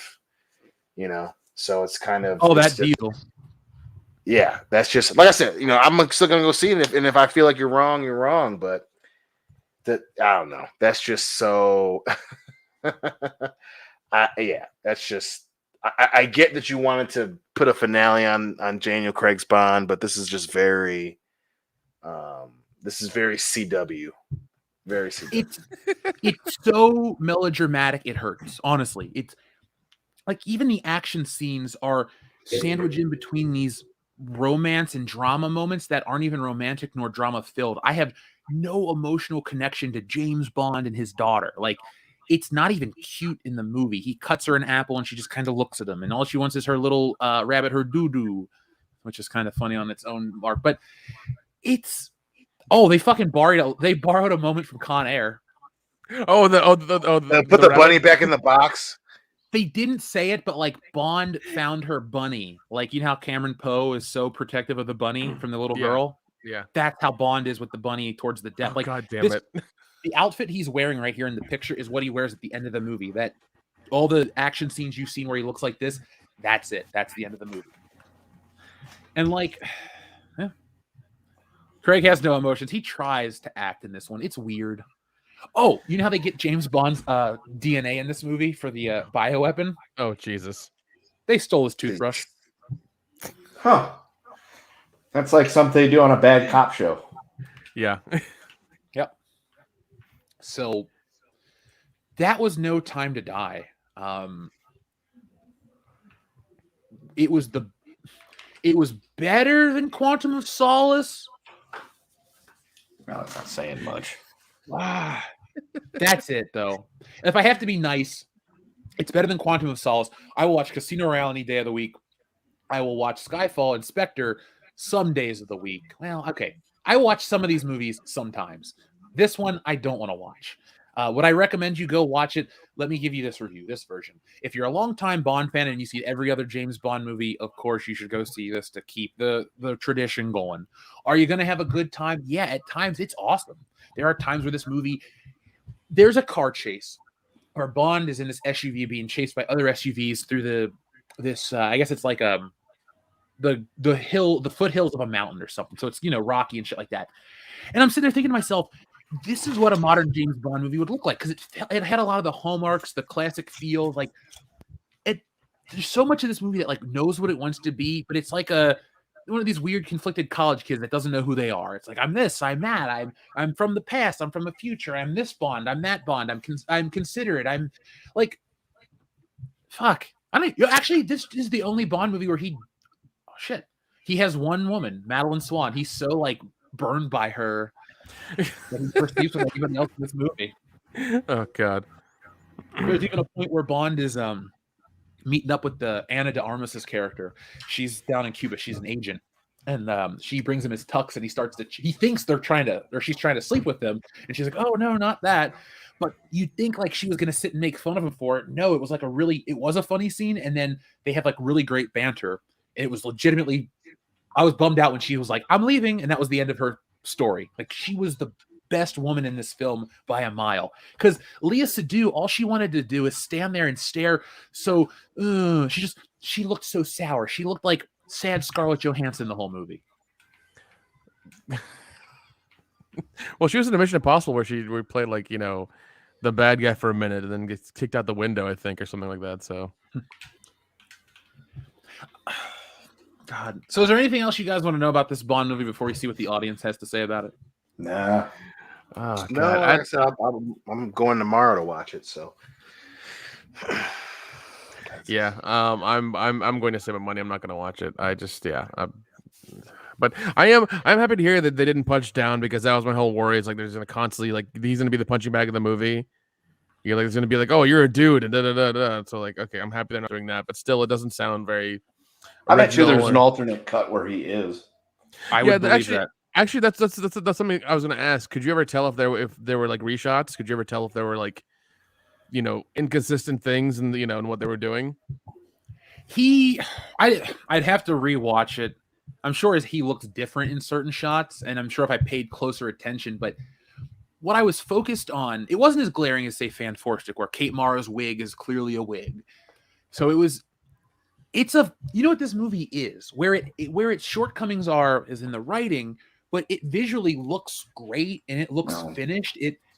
This isn't like a Last Jedi with bad CGI or stuff like that. It's an artistic looking film. Whatever they think James Bond movies should look like today, it does it well. The cinematographer put a nice picture on screen. But, you know, if you can shut your mind off, and I don't think you should in a James Bond movie. I'll finish this by saying, to the people of Southern California, you are the absolute worst fucking group of people to see a movie with. Don't clap in James Bond movies. Don't cheer in the middle of a fucking sentence. I can't even hear the movie. This guy and we were sitting way across from each other, like in different aisles. But at the end, people were like randomly clapping. I'm like, why do people clap in a James Bond movie? And this guy screams out, "Thank you. It wasn't that fucking good, and you don't do it." And I'm just like, thanks. But it was just a terrible theater group of people. They like wanted to cheer at the dumbest shit. It's like, James Bond died, and they all started to clap. It's like, what the fuck? Wow. Okay. Well, I mean, you are in California, and those people would really like that kind of thing. So. Yeah. I mean, you could have just stopped at the part where you said the people in Southern California are the worst. I mean, you could have just left it right there. Yeah, that's true. We would understand. We understood. The people in Southern California are the worst. There you go. Guess what, motherfucker? I live here too. No simpy. No, I'm all out of simpy. So, Dion, I gave you the option to pick a number. How about you, Kendo? Would you pick a number for us? 17. What is 17? Did you see that guy accidentally hit that moose with his car? No. Holy shit. Jamie, pull that video up. It's Mr. Flatnut to you.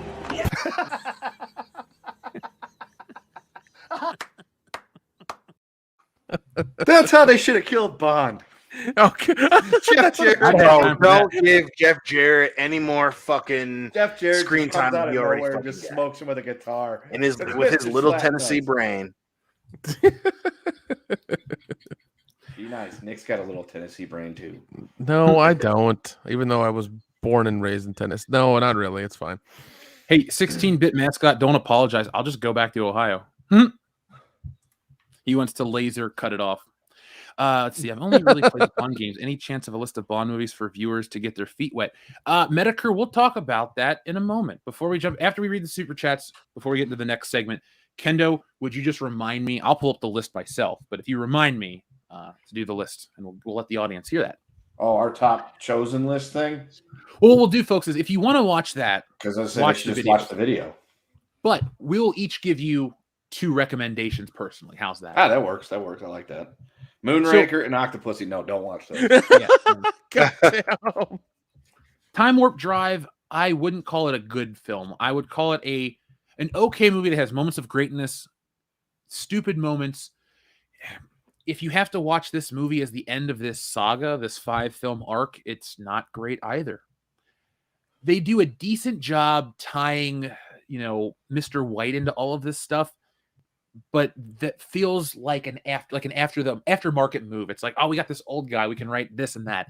And that's what happens when you have the same writers. Was it Neil Peart and Robert Wade, or Robert Wade and Neil Purvis, however it works? those guys have been around for too long. They need fresh everything. You need a fresh director. You need fresh producers, even though you'll never get those. And you need a new writing crew. We need to get out of whatever this circle of James Bond was. We're out of it now. So Doug Keller, 12 Years of Simp, Beverly Hills Simp, The Simps, Rome, Buffalo Simp, The Simp Night. Would you guys watch The Simp Night? Yeah. No, I mean, there's plenty of TikTok videos of those. I was just going to say, I think you've already watched The Simp Night. How does Batman act to Rachel Dawes like a simp? That's actually very accurate. And it was Maggie Gyllenhaal, bro. Come on. Ender Zero says, what's simping Gilbert Grape? Huh? Not his mom. Rob Brandt. Resident Evil Welcome to Raccoon City trailer came out today, and man, it looks like a low-budget indie film. At least Chris Redfield looks close to Resident Evil 1. Did you guys watch the trailer? I did. I did too, and I turned it off as soon as they started playing that fucking stupid "What's Up, What's Going On." I hate that non-blonde song. I hate Oh that yeah. song so Oh much. Jesus. Oh dude. As soon as that started, I'm like, nope, I have no interest whatsoever in this movie. But no, I do agree with what he said, but it does look like a sci-fi movie, like a sci-fi show. Like it had that feel to it. It really did. So yeah, even the CG didn't look all that expensive either. I was just kind of like, wow, you guys really setting the bar low here. Okay. So I have hated the Resident Evil films. I saw this trailer. I wasn't interested, but I was saddened by one thing. Now they try to make it like the video game when it's too late for people to give it. This should have been done 20 years ago. If Resident Evil back in the day looked like this, it would have been a game changer because it would have been like the video game, but a movie, not this. Look, I love X-Men, but that design mantra of taking yellow spandex and putting everybody in black leather like the Matrix, that killed creativity and originality for 2 decades in movies. For God's sakes, that's the greatest thing I can give to the Marvel movies is they finally showed that it was okay to have a colorful superhero on screen. No more, you got to mute this, you got to darken this down. Fuck, that actually changed everything. We had a gray Batman on film finally. Forever you wore the black armor or that dumb silver one, but finally he wore the gray suit. So this movie is just too little too late for me. I don't ever plan on watching it. Andrew Matthews, thank you very much. That just slipped away. He says, Pretty and Simp, have you guys finished Squid Game yet? Kendo, you have, correct? Correct. I have. Like I said, I'm on I finished episode 1. I enjoyed it.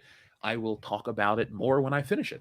Gladly. Yeah, I don't want to say anything just because you're still watching it, and it's one of those things that you can't give spoilers to if people are watching it because literally the spoilers can make or break, the show. Oh, okay. Yeah, I'm definitely gonna try to start it tomorrow probably. And back to Pretty and Simp. I think that's what the movie actually was. I'm pretty sure John Cryer was a massive simp in that movie. Ducky? Yeah. I don't dislike that movie, but I don't love it. It's okay. It's just fine. Yes, that's fine.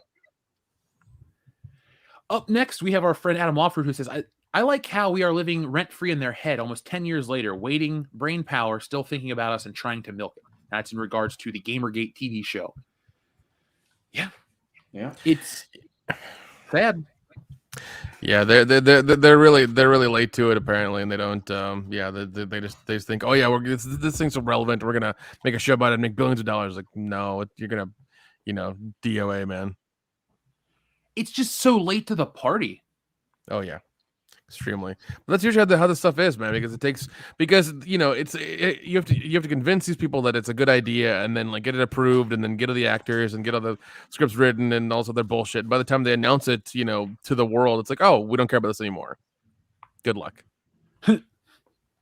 Doug Keller says, "Don't be a simp to South Central, House of a Thousand Simps. Simp is the warmest color. Ooh, good crossover. Simped and Confused. That sounds like a good one. I like that one." And finally, The Simp of Wall Street. The Simp of Wall Street. all he's doing is just getting penny stocks. That's all he's doing. Just penny stocks. Now, Joseph Bianowicz with a supermassive super chat that says, "Hey, Jeff, buy a bottle on me. I understand your pain. My Buffalo Jeff rides horses with Sigourney Weaver's heads on them and Dion's dreams of dark fate. Party boob!" Wow, that was That was multiple shots across the bow. Yeah, I'm about to say you mentioned Jeff, but take all shots at me, yo. What the fuck? Yeah, that was a little rough. Yeah. Well, this gets rougher. If you ever talk bad about Sigourney again, no, hell no. We're gonna have a great Halloween Dion. You and my No, don't open the throat. No. That should be that should be our trailer. Buffalo Jeff Halloween. Oh Jesus! It's just Dion trying to track him down in Halloween. It's like the night he kills, all his victims. Right. It's Halloween night. Yeah, I've been looking for him ever since he took my Sigourney.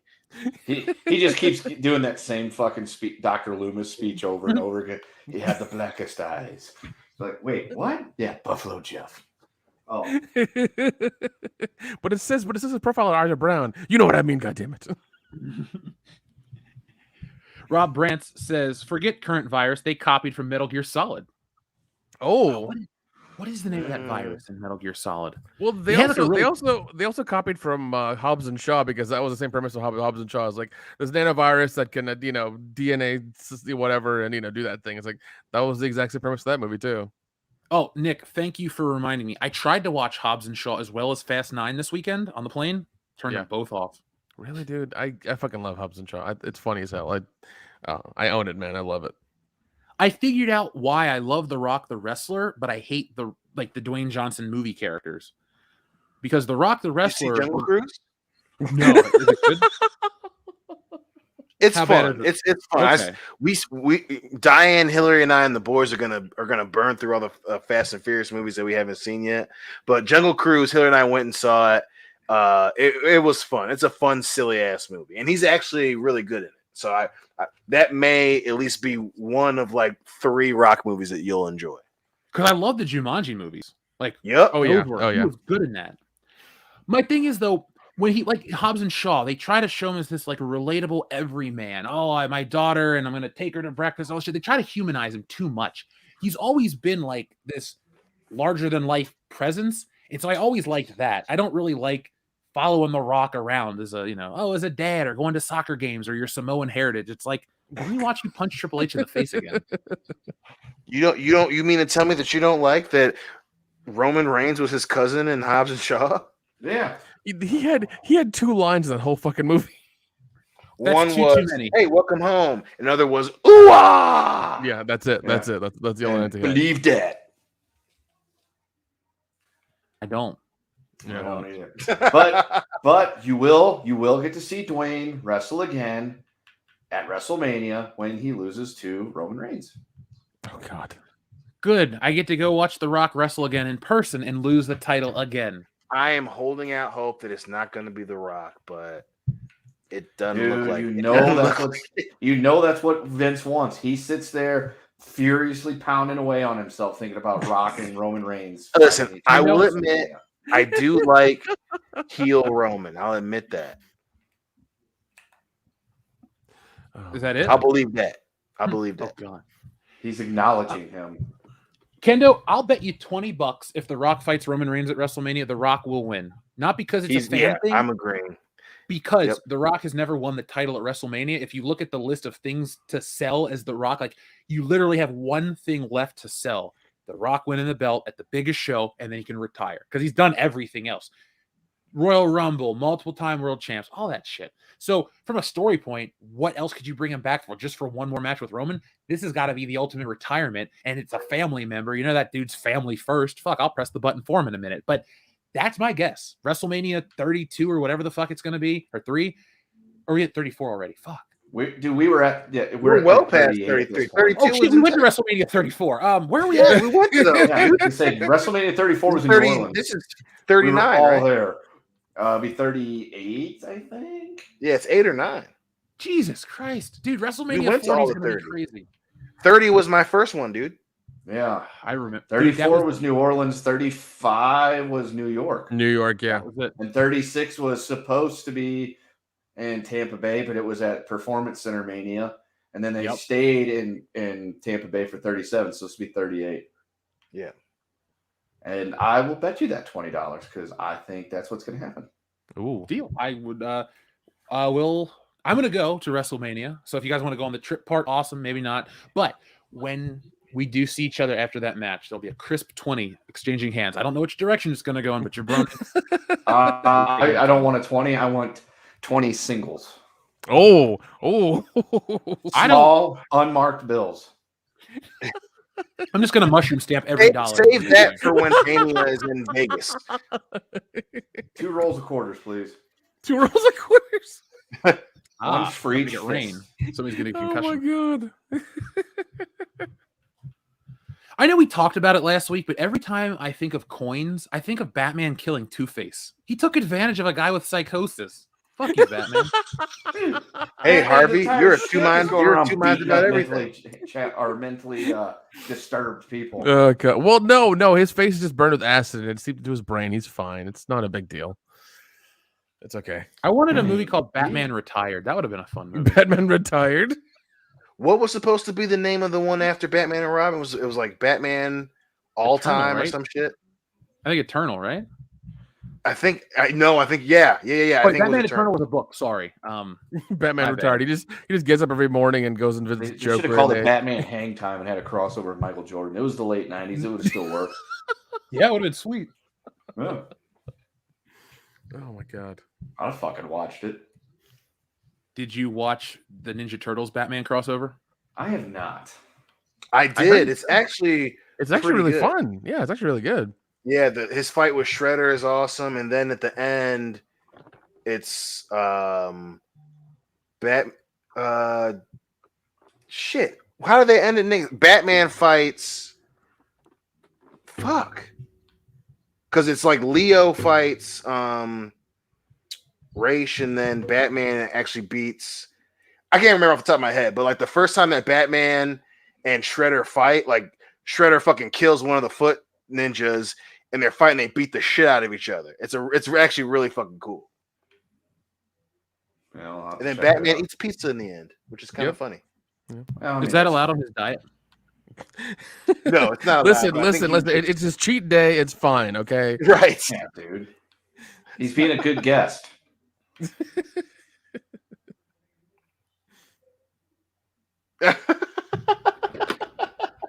Looking weird. That's the Tyler Durden version of Jeff. That's not I know, Buffalo. right? That's Tyler Durden. Flashes in and yeah. flashes out real quick. Did you say Ninja Turtles and Batman? Good. I'm in and out.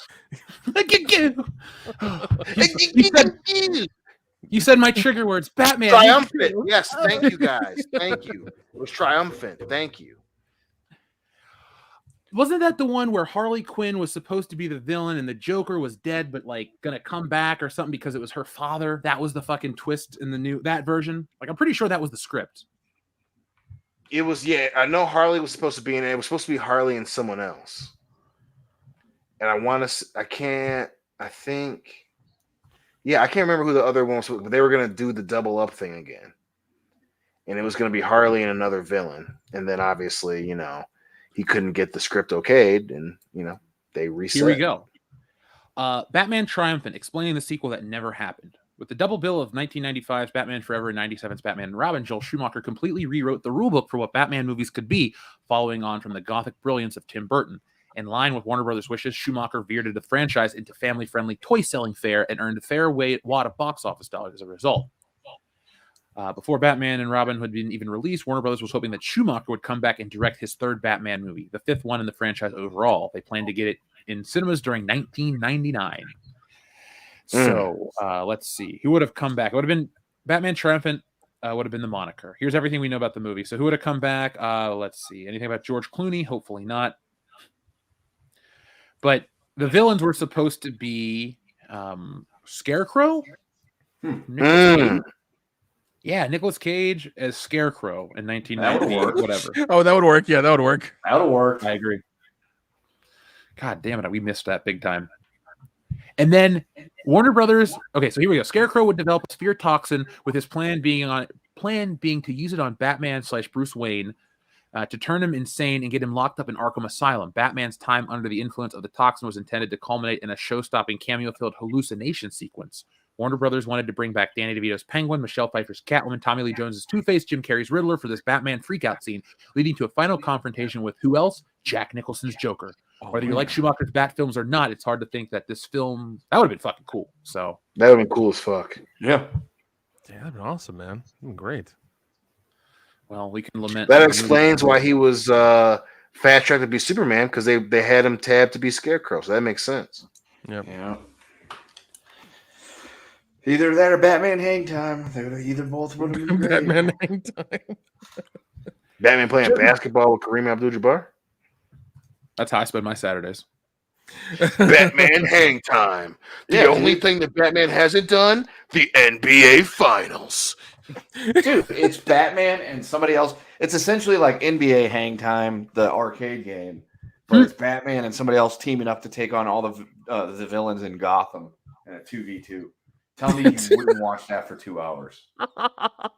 That would be so entertaining. That'd be ridiculously entertaining. All right, it's so absurd that it would have to work. Tell me that wouldn't be. I would have loved it.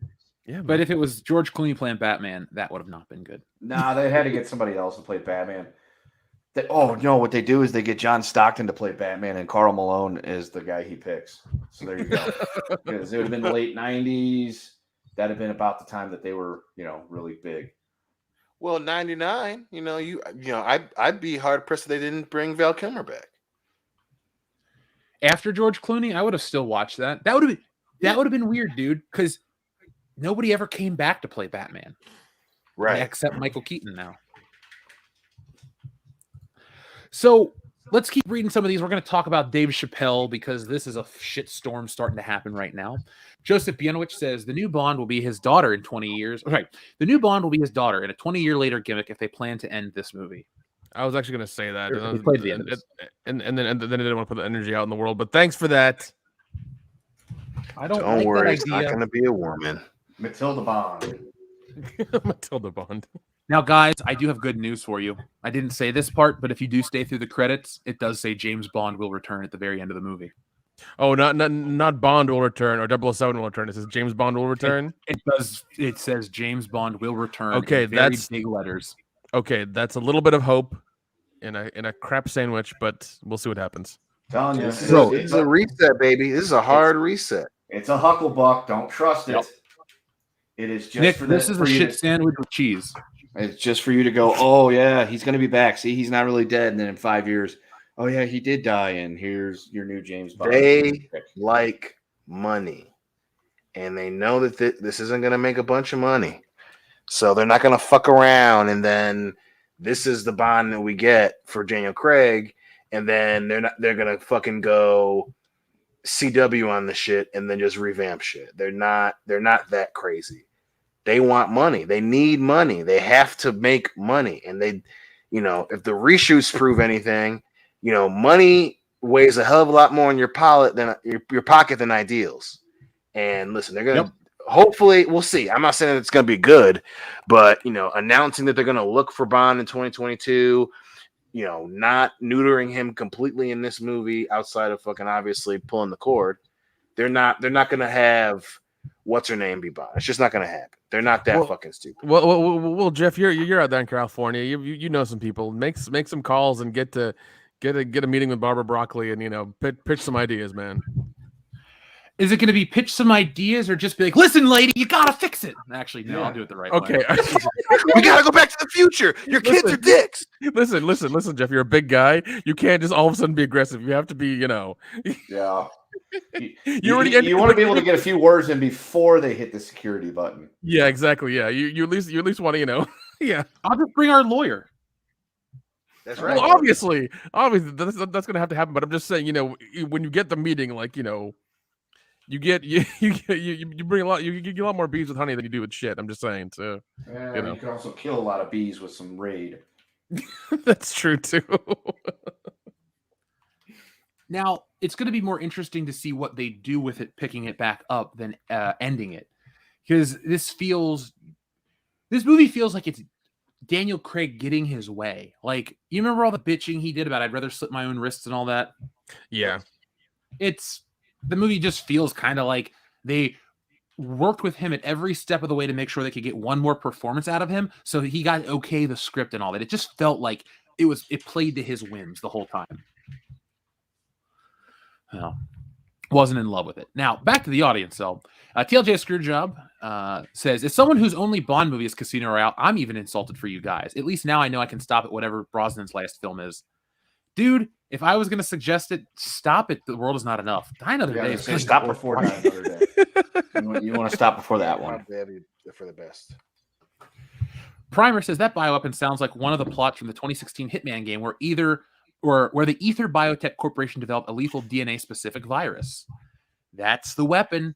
It's and they even say into this movie, like, once you get the nanobots on you, they're on you forever. You can never get rid of them. And like Bond has them on him, and that's it. But the nanobots like don't kill you unless the weapon targets you. But then the weapon gets destroyed, so James Bond really has nothing to fear. He can live a life with his daughter. Like you start asking all these questions, man. So then he becomes what? That movie with Vin Diesel, Bloodshot or whatever, where like the nanobots rebuild him all of a sudden because he's just that now. Maybe. That's what happens. TLJ Screwjob, thank you, says they actually turned Bond into a simp. He's something else. He's not James Bond, but like, let's see what the actual definition of a simp is, because we'll use this one. So, simp definition: silly or foolish person. No, that's the wrong definition. Here we go. Simp is internet slang for a term describing someone who shows excessive sympathy and attention towards another person, typically someone who does not reciprocate the same feelings in order to win their affection. Now, by that definition, that is not true because Madeline reciprocates the feelings. So it doesn't really. He's just like a guy that. He's a simp for Vesper. That's what it is. That's what it is. If you want to say it's James Bond a simp, not in this movie for anything, just for Vesper Lynn. The fact that he never got over that. They also say how old she was. He got duped by a 23-year-old girl. Like, that's how dumb this James Bond is. He like fell in love with this 23-year-old girl who didn't have her shit together, and he let that ruin his existence for decades. What a fucking idiot. Happens to the best of us. Yeah. TLJ Screwjob says, not that I don't like Jeff's list of Bond movies, but anyway, to find the actual ranking, like on Patreon or Podbean or something. I could put that on Patreon for you guys, like a text list, if you want that. Yeah. I'll do that tomorrow. Adam Wofford says, Fox Die. It was the DNA encoded virus to kill Liquid Snake, but also slowly killing Solid Snake, making him age faster. Okay. I do remember that. I didn't like that Solid Snake had all this shit to age him or make him older. Because Metal Gear Solid always felt like a series where I want to play as the main hero, but I got to play as all this other bullshit or his dad or his whoever you call your cloned father, whatever. But like, never got to play a Solid Snake outside of the first one and then the first half of the second game, which in my opinion is the best of all that shit. I don't care about. I like Snake Eater enough, but I didn't care about the Phantom Pain. I don't like Old Man Solid Snake, or that's not even Solid Snake in that game. Excuse me. It's confusing. They all look the same, but they're not. Kojima's a genius, but he's also crazy. TLJ Screwjob says, one of two. Okay, these are two. I know you guys. I know the guy playing Leon is one of Nick's racial brothers, but they couldn't find anyone who looked like Leon. Same with Claire's actress. Looking like they took Ellen Ripley from a cryo chamber. Chris is the only character that looks like his actual character.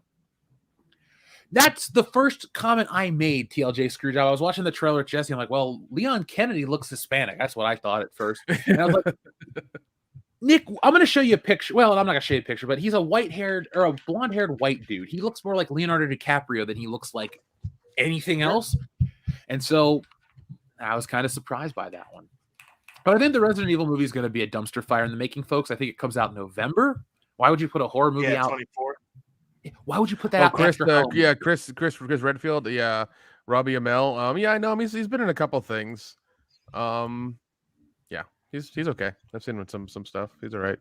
He was in the Babysitter. Those two movies that Netflix did. The Babysitter, and then the Babysitter Killer. That is Steve Amell's brother. Yeah. Oh, good. I didn't realize that. Did you watch the show Heels? I have not. I heard it was awesome. I want to watch it. Really good. I shit you not. I had Stars on Hulu for like a year, and then I canceled it, and then I found out Heels was coming out, but it was too. I like didn't care anymore. I'm like, well, I already canceled it. Now I regret not having it. Yeah, I heard it's really good. I love shit about wrestling. It's fun. Listen, man, Yeah. people, everyone loves the shit on it until they watch something about it. Oh, that's really good. Yeah, no shit. Maybe if you actually watch it, you'll get why everybody else digs it. Yeah. And then this is a great transition one from TLJ Screwjob. Is it weird that I find the sleeping bag scene in Friday the 13th less gruesome than Catwoman's countdown and returns? Can't rewatch because of that count. Now that's the part where she claws the dude's face, right? Yeah. No. Yeah. Because I don't like Batman Returns, but I'm with you. The reason I talked about the perfect transition, though, TLJ Screwjob, I wanted to ask you this, Nick. Nick, have you had a chance to see these YouTube videos where they recut in the Friday the 13th deaths into the HD footage? So you're like watching the movie, and then perfectly, seamlessly, when they would have the old footage, it would come in and then disappear. And it was so cool to see, like, Friday the 13th part 2, the spear through the back. Yeah. Like, that with the crunch. I mean, it's just, oh man, I love these kills. No, I haven't, but I know. What was it? It was the Knoxville Horror Film Festival, I think, when they were doing their like 5 or 6 years ago. They had the Friday the 13th weekend, and they showed those movies, and they showed somebody actually took those two cuts and made a ultimate cut of it, and that's what they showed that during that day. And I was like, because I remember watching, I was like, oh, I don't remember these parts. And then the guy came up and said, oh yeah, somebody took the deleted scenes and popped them in. I'm just like, they did an amazing job, because you can't really tell where the edit is, and it was just seamless. It was really good. But yeah, I mean, I'm down for shit like that, man. That's fun though. Yeah, I mean, I'm always and like, I know some of the footage is like lost forever or on like a VHS copy where they just can't pull the quality out. But I mean, it's always good to have this stuff. I know the MPAA got really hard on them over the years and just really like nailed them to the ground, to the point where like you could almost you can't do anything almost for like the second half of the series. It was bad. It was neat seeing the spear through the back and a couple other things, but they keep telling us a lot of this footage is missing, but then it pops up for these anniversaries or these box sets. I'm pretty sure all that footage I'm talking about is on your box set. It probably is, man. I'll go look at it. I might I don't know, I might get bored and make my own ultimate cut and then give it to you guys or whatever. We'll see. Ooh, I would watch it in a heartbeat. Yeah, man. I think when I have the free time, I'm going to sit down and edit my own version of Star Wars, the original one, not the new shit. Because basically what I want is Star Wars, the original cut through up till the Battle of Yavin, essentially, and then I just want the recut Battle of Yavin because I do like that one. Other than that, that's the Jeff Hicks edit. It's gonna be weird, but one day it'll be out there. All right, so here we are. Tonight's one of those shows where we have a double main event. Kendo, what's a great wrestling pay-per-view that had a double main event? WrestleMania 10. Sure. I mean, every WrestleMania's got like 18 main events now. Yeah, I mean, every match is a main event according to Vince, right? It's such good shit. But we'll talk more about wrestling towards the end. But Dave Chappelle is, he's back in the news. And, well, I watched the special, and let's start talking about it. So, Dion, Dave Chappelle, where does he sit with you in terms of stand-up comedians? Specifically with me, I mean, he's in my top 5 easily. Who else you got? I mean, Eddie Murphy, obviously. Norm Macdonald's up there. Recently, Theo Von is up there. And then some classics. Richard Pryor. Richard Pryor is He's the man. fucking man. Yeah, and I I have Dave Chappelle up there in the same. I have him in the same breath as Richard Pryor and Eddie Murphy. I would too. That's how how great he is. We were lucky that we grew up with Chappelle's show and all that awesome stuff. He really does live up to the hype, in my opinion. Nick, what do you think of Dave Chappelle? Oh no, definitely the top, definitely the top of the list, man. I mean, like, at the beginning of his career, I thought he was okay, even with the Chappelle show. I love Chappelle show, then he kind of fell off. But I mean, he's kind of come back hard and strong, and yeah, man, he's up there. I love him. Kendo? Oh yeah, top 5 easily. I mean, just the stuff that he does, says, and I mean, top 5. Probably the only person I'd put above him would be Eddie Murphy, Pryor. Norm, and let's throw Gilbert Godfrey on the list. I fucking Oh my love god, Gilbert. dude. By the way, yeah, WTF viewer, Carlin, Bill Hicks would be on my list for sure. Love those two. Carlin's missed, so is Bill Hicks. Yeah, he was unfortunately short-lived. Carlin's But up there as well. yeah, George dude. Carlin easily up there. Yeah, dude. I miss my Uncle Bill. Just saying. That took He was me a good Bill guy. Hicks is awesome. I wouldn't put Bill Hicks in top 5, but Bill Hicks is fucking awesome. Yeah, he is. All right, I wasn't a fan of his when he was alive because I was a little kid, but I discovered him through, I think it was Bravo. They did like a series on him in the early 2000s, and I caught that. And it was one of those things, like in the early 2000s, late 90s, they would do these True Hollywood stories or these documentaries on all these celebrities, these dead ones. And by the end of it, you become a fan, and you're like, well, shit, I can't be a fan now. They passed away. There's no new content. But that was Bill Hicks for me. I remember watching this documentary about him, and I was like, man, this is kind of sad, but I like him. He's funny. Really fucking He's funny. awesome. I remember, my mom had Sirius XM for a while, and one of the channels that we listened to all the time was the stand-up channels, and Bill Hicks was also, my parents mistakenly let my sister and I listen to adult level shit, in terms of stand-up comedians, and he was always up there, man. I always thought that Bill Hicks was the B-side of like a Bernie Mac. Like I thoroughly love Bill Hicks. I mean, that dude is hilarious. So like I said, he's not top 5, but dude is definitely top 15, possibly possibly top 10. Don't get me wrong, we love Ronnie Dangerfield is the fucking man. Don't worry, Oh, Al. hell yeah. You would never say no, dude, he's he good gets too. he's the fucking man. Him and Don are for sure up there. They're high as shit. Don't worry. We're not saying that. Sam Kinnison's awesome. He was so many. He liked being the shock jock. That's what keeps him out of like top 5 contention is that. But Kinnison's the man too. And R.I.P. Paul Mooney, baby.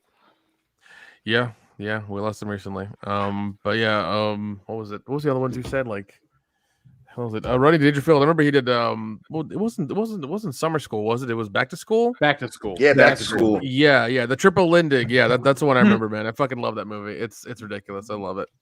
There's a place by me, back in Cincinnati, that had a cheeseburger called the Triple Lindy Burger. That's awesome. Dan used to get it all the time because they had a fried egg. But let's talk about Dave Chappelle. Dave Chappelle is facing allegations of transphobia and homophobia over remarks in his Netflix special, The Closer. The special, his 6th and last for now, with Netflix, came out Tuesday and immediately sparked backlash, including from GLAAD, the National Black Justice Coalition, for jokes directed at the LGBTQ community, specifically trans people.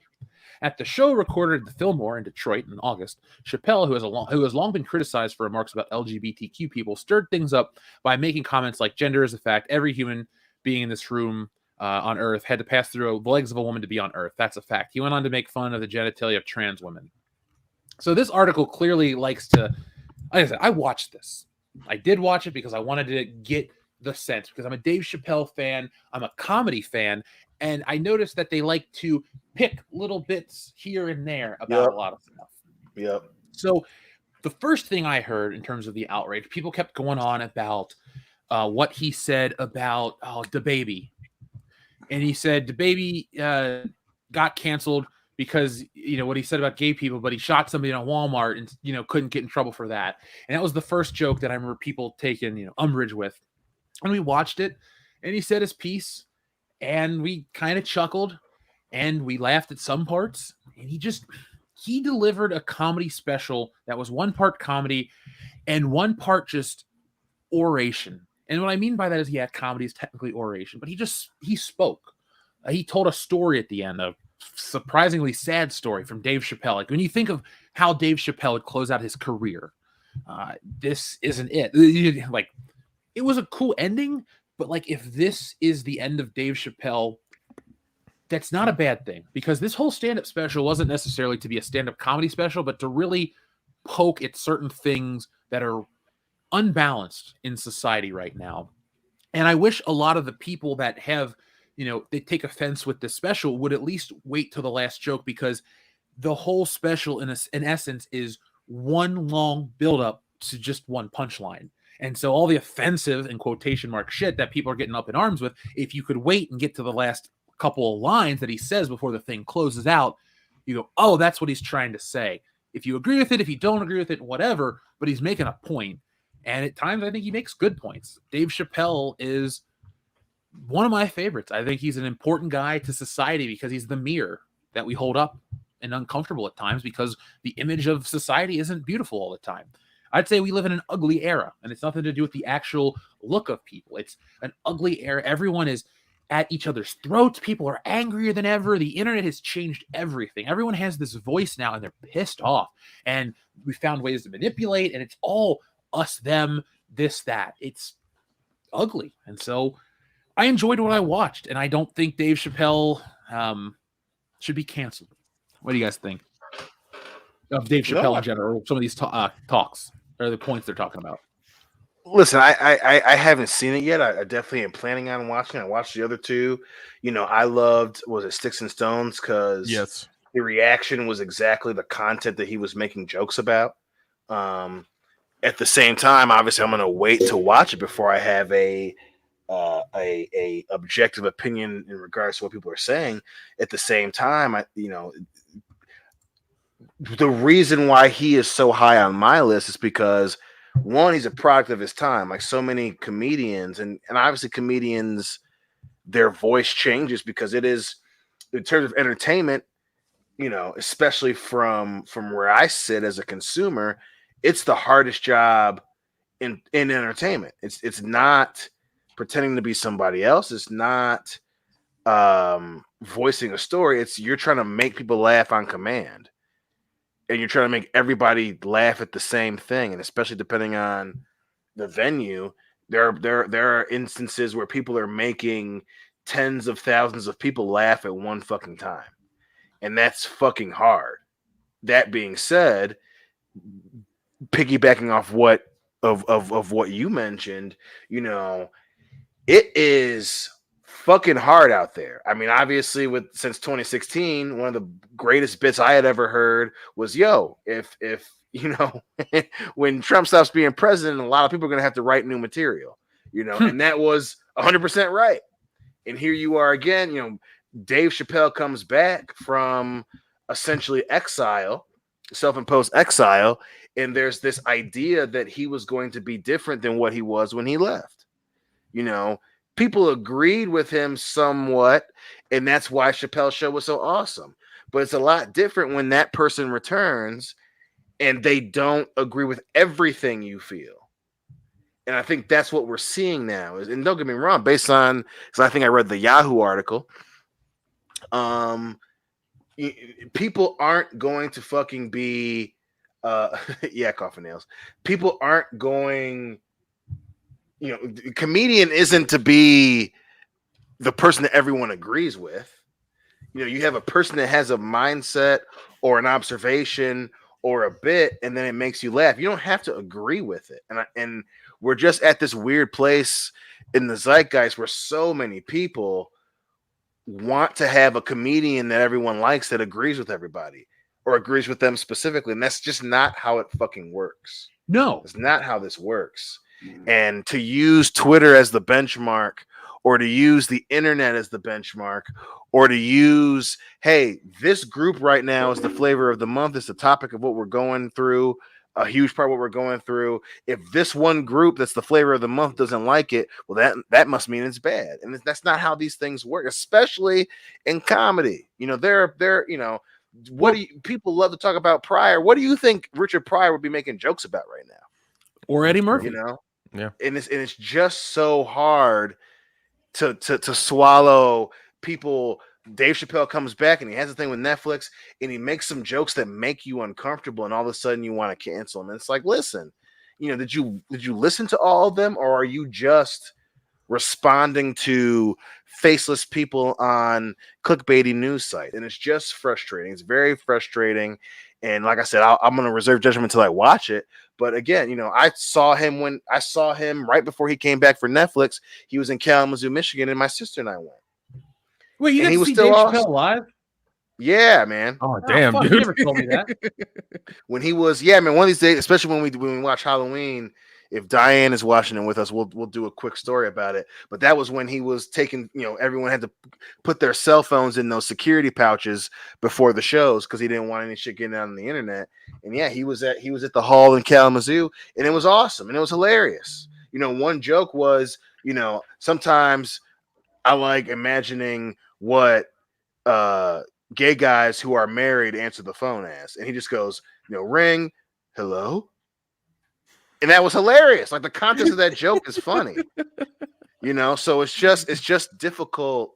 I wouldn't be surprised if everyone that was tweeting about it from GLAAD and from all these other sites didn't either watch it the whole way or they watched it with a specific bias. And it's just what are you watching it for? Are you watching it to critique it from your point of view, or are you watching it to laugh? And it's just, it's just weird, man. It's a weird time to be alive. It is. And in a decade, everyone's gonna look back on this and just fucking be like, damn, we were going through some shit. Well, listen to this. NBC slammed for Dave Chappelle hit piece relying on 3 random tweets. Mm-hmm. So that's what outrage culture is, folks. We want to talk about, this and that and justice and all this other shit. The news goes for the outrage from 3 fucking tweets. NBC, come on now. They don't give a shit. Yeah, dude. Nobody's watching their shit anymore. That's why they need to pick up the clickbait and have to pay for their crap. And that's that's what it is, man. And also, what is it? I remember watching Sticks and Stones. I remember there being the same problem with Sticks and Stones as well. And I was just like, really? What? That's crazy. And I watched it. Yep. And I let the credits run, and then it had a little like black and white thing at the end of it for the last 15, like it had a 15-minute thing at the end of it that you had to like let it just sit there, and you had to know somebody who told you to like sit there at the end to watch another segment that was part of it. And he goes into his jokes and the people he interacted with, and like he talked to like a trans woman who was doing comedy and tried to talk to her into it and like trying to do it and this and the other. And he sounded friendly to her. He didn't give her shit. Oh, you know that story? Yeah. It's at the end of Sticks and Stones. Like there's a little segment that's on the end of it for Netflix. It's weird. Like he goes into personal stories and things like that about doing stuff. And that's one of the things that he talks about. Well, that's what he closes this new special out with. Okay. He tells the full story, and it's not really funny, but that's the point. And the whole point of this is, he's been called transphobic, this, that, and the other. But then he tells this story about his friend Daphne Dorman. And it's an awesome story. And now Daphne's family is, speaking up. Yeah, at Dave Chappelle. And Dave Chappelle, this is what he did. For Daphne, you find out when Dave found out that Daphne had killed herself, he gets a phone call from Anderson Cooper just out of the blue or whatever. But he ends up getting all the information and ends up setting this woman's daughter up with a trust fund and wants to take care of the daughter. But it's really fucking funny because he goes, I hope I live till she's 21 so I can give her the money myself and say, your father was a hell of a woman. Like, it's a fucking setup for a big joke like that. But that's crazy because, and looking back, we're in our fucking 30s now, right? So, and Kendall, I definitely want you to jump in on this one. Like, our generation, at the time we thought was the true pure blood product of the 70s, the 80s, and the 90s, right? So we had all this crazy shit happen. So we're assuming our generation, at the very least, learns how to take a joke. So you have, and you look at this fucking podcast, like, my family, and to use a bit here, my family had some of the blackest motherfuckers on the planet. In Jeff's family, Jeff has a fucking and Jeff has this goddamn crazy ass TV show origin story. And Nick is this fucking, this goofy, not what you would assume motherfucker from Tennessee. And then you got Kendo fucking Slice, who has a fucking, almost he has his own TV show origin story shit where he ends up on a goddamn show with a bunch of dudes that he doesn't fucking know. And then things take off from there. So we would think like, okay, in terms of having a show about talking about popular culture, we would think that our generation is made up of motherfuckers like us where we can take a joke. That's hilarious. They're like, I can tell your dad I'm a comedian. I'm a world famous comedian. I have my own show. Your dad was one hell of a woman. That is fucking. That's legendary shit. Yeah, That's that is. Yeah, that's gold. That is, especially if your dad, or in this case, your dad went through some changes. Was also a comedian. Like that's not just funny to us. That's a joke that's meant for her literally when she turns 21. That's deep shit. Yeah. We had, when we were growing up, we had, and Jeff and I, when we fucking were able to hang out for New Year's, we rewatched Raw. And part of it was we're watching this thing that we had both talked about that we both fucking love. And it's like, damn, that wouldn't be so popular today because of the content material. But it's fucking hilarious. Eddie Murphy joking about fucking Brooke Shields. Like that's and making fun of Mr. Brooke T. would have got fucked. Yeah, Brooke would have got fucked that night. Y'all know. And making fun of Eddie Murphy. And it's just like that's the fact that people don't recognize that joke. Your dad was one hell of a woman. Like that's criminal to not appreciate that. That's criminal to us, to our generation. Even generate maybe a few people that are at the end of our generation. Like you would think that we would learn to take a joke, and shit like what Yahoo put out is just proof positive that no, we're still in that place where people can't take a joke. You don't have to agree with it to be funny. God damn, man! Like that's to hear that that's the joke. And that people are not laughing at that? Well, people are upset that, and then there is a part that one of his biggest sticking points, which is when the homophobic comment comes up, he's trying to make a point that you could be gay, but if you're white, you could, like, gay people can be racist is all he's trying to make the point of. And like, right. I guess that's what's triggering all the people too. To use all the buzzwords. Like, I watched the thing, man. If it wasn't a slow news cycle or there was real shit going on in the world, Dave Chappelle would have dropped the special. 6 people on Twitter would have got offended, and we wouldn't have been talking about this. Well, I mean, there was backlash for Sticks and Stones as well, and like you heard a week or two later after that, like Netflix was like, oh, we're gonna slow down on comedy, and then Amazon's like, well, we're gonna pick up. And it was just kind of like, oh, okay, Dave Chappelle did it. And it's like all this is doing, and I kind of love the news cycle right now because all it's doing is perpetuating people to like watch this right now and give it views, right? And have it come to the top of the top 10 in US and Netflix. Yeah. That's all it's doing. It's so weird. And I even looked up the Rotten Tomato score for this special. Just I know it's Rotten Tomatoes, take it with a grain of salt, obviously. 250 plus ratings on the audience score is 96. There is no score for the tomato or the critic score. There's no critic score yet. Just so you know. Yeah, because once again, I want to hear what you think, man. Like, especially being the oldest of us, like that's just like, do you understand? Like, do you get what I'm saying, man? Like, it's just we're such in a weird place. Like, you would think that the people that are writing this shit are our age. Dion has absolutely no idea what he's talking about, and I get what he's saying. And here's the thing: comedy is not supposed to be politically correct. Comedy is not supposed to be safe. The best comedians weren't the ones that came out there and told shitty dad jokes. Well, okay, Norm did, but he was different. Mm-hmm. But that's the thing is if you take away anything and everything comedians could joke about and make fun of, what's left? Right. There's literally nothing left. And the fact that you would have to come out and say, oh, this group is protected from being made fun of. Okay. Well, then what groups are being allowed to be made fun of? Apparently, eventually it's just going to get narrowed down to where all you can do is make fun of like old white dudes and, I don't know, Jeeps or something. I don't know. But that's where it's going to go if you start ticking boxes of can't say things about these people, can't say things about these people. You can't make jokes about this. You can't make jokes about that. Well, that's the thing is comedy is supposed to exist in a realm where they say things that are a bit shocking and everything just to, bring that to the surface and to say, hey, let's have a conversation about X, Y, and Z. So political correctness run amok will ruin comedy. Political correctness has ruined comedy to an extent. And if people go out and cancel Dave Chappelle because of it, then you're just proving his point. Yep.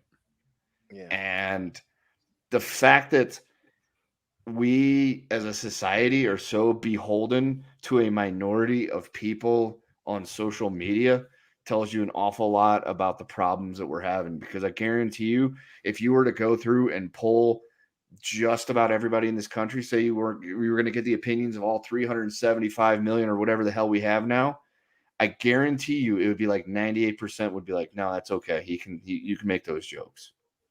So it's like, why are we just, going to the mob that just bays for blood every time something gets said that they don't like? I mean, people are going to have different points of views. That's the problem. That's one of the problems that we have in this day and age, is that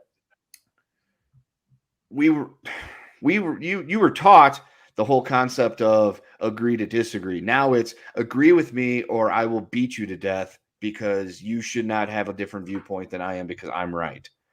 That's the problem. That is the problem we have. And then you've got people that go online, they will make their point, and because they've blocked and muted and gotten rid of everybody that disagrees with them that they know, they have nothing but an echo chamber, and all that does is just fan the flames of their fervor. And I mean, political correctness nowadays run amok is kind of its own like little cult and religion. Like wokeness is like that's the cult. That's the religion nowadays, the religion of woke PC culture. And when all you have is people's, hanging out with you on your social medias, backing up everything you're saying and who you're calling out and what crusade you're on nowadays, that's the problem. No one can take a joke anymore, and no one can even stand here and somebody have a different opinion than them and actually having a conversation about it. It's immediately go to the knives. Well fucking said. I know. Yeah. I mean, I'm not all dick jokes and stupid shit. Every once in a while, I got a nugget or two that, I can bust out every now and then. But, fuck shit, titty piss. There, back to normal. Okay, There you go. Now you're back there on you brand, go, there you Kendo. go.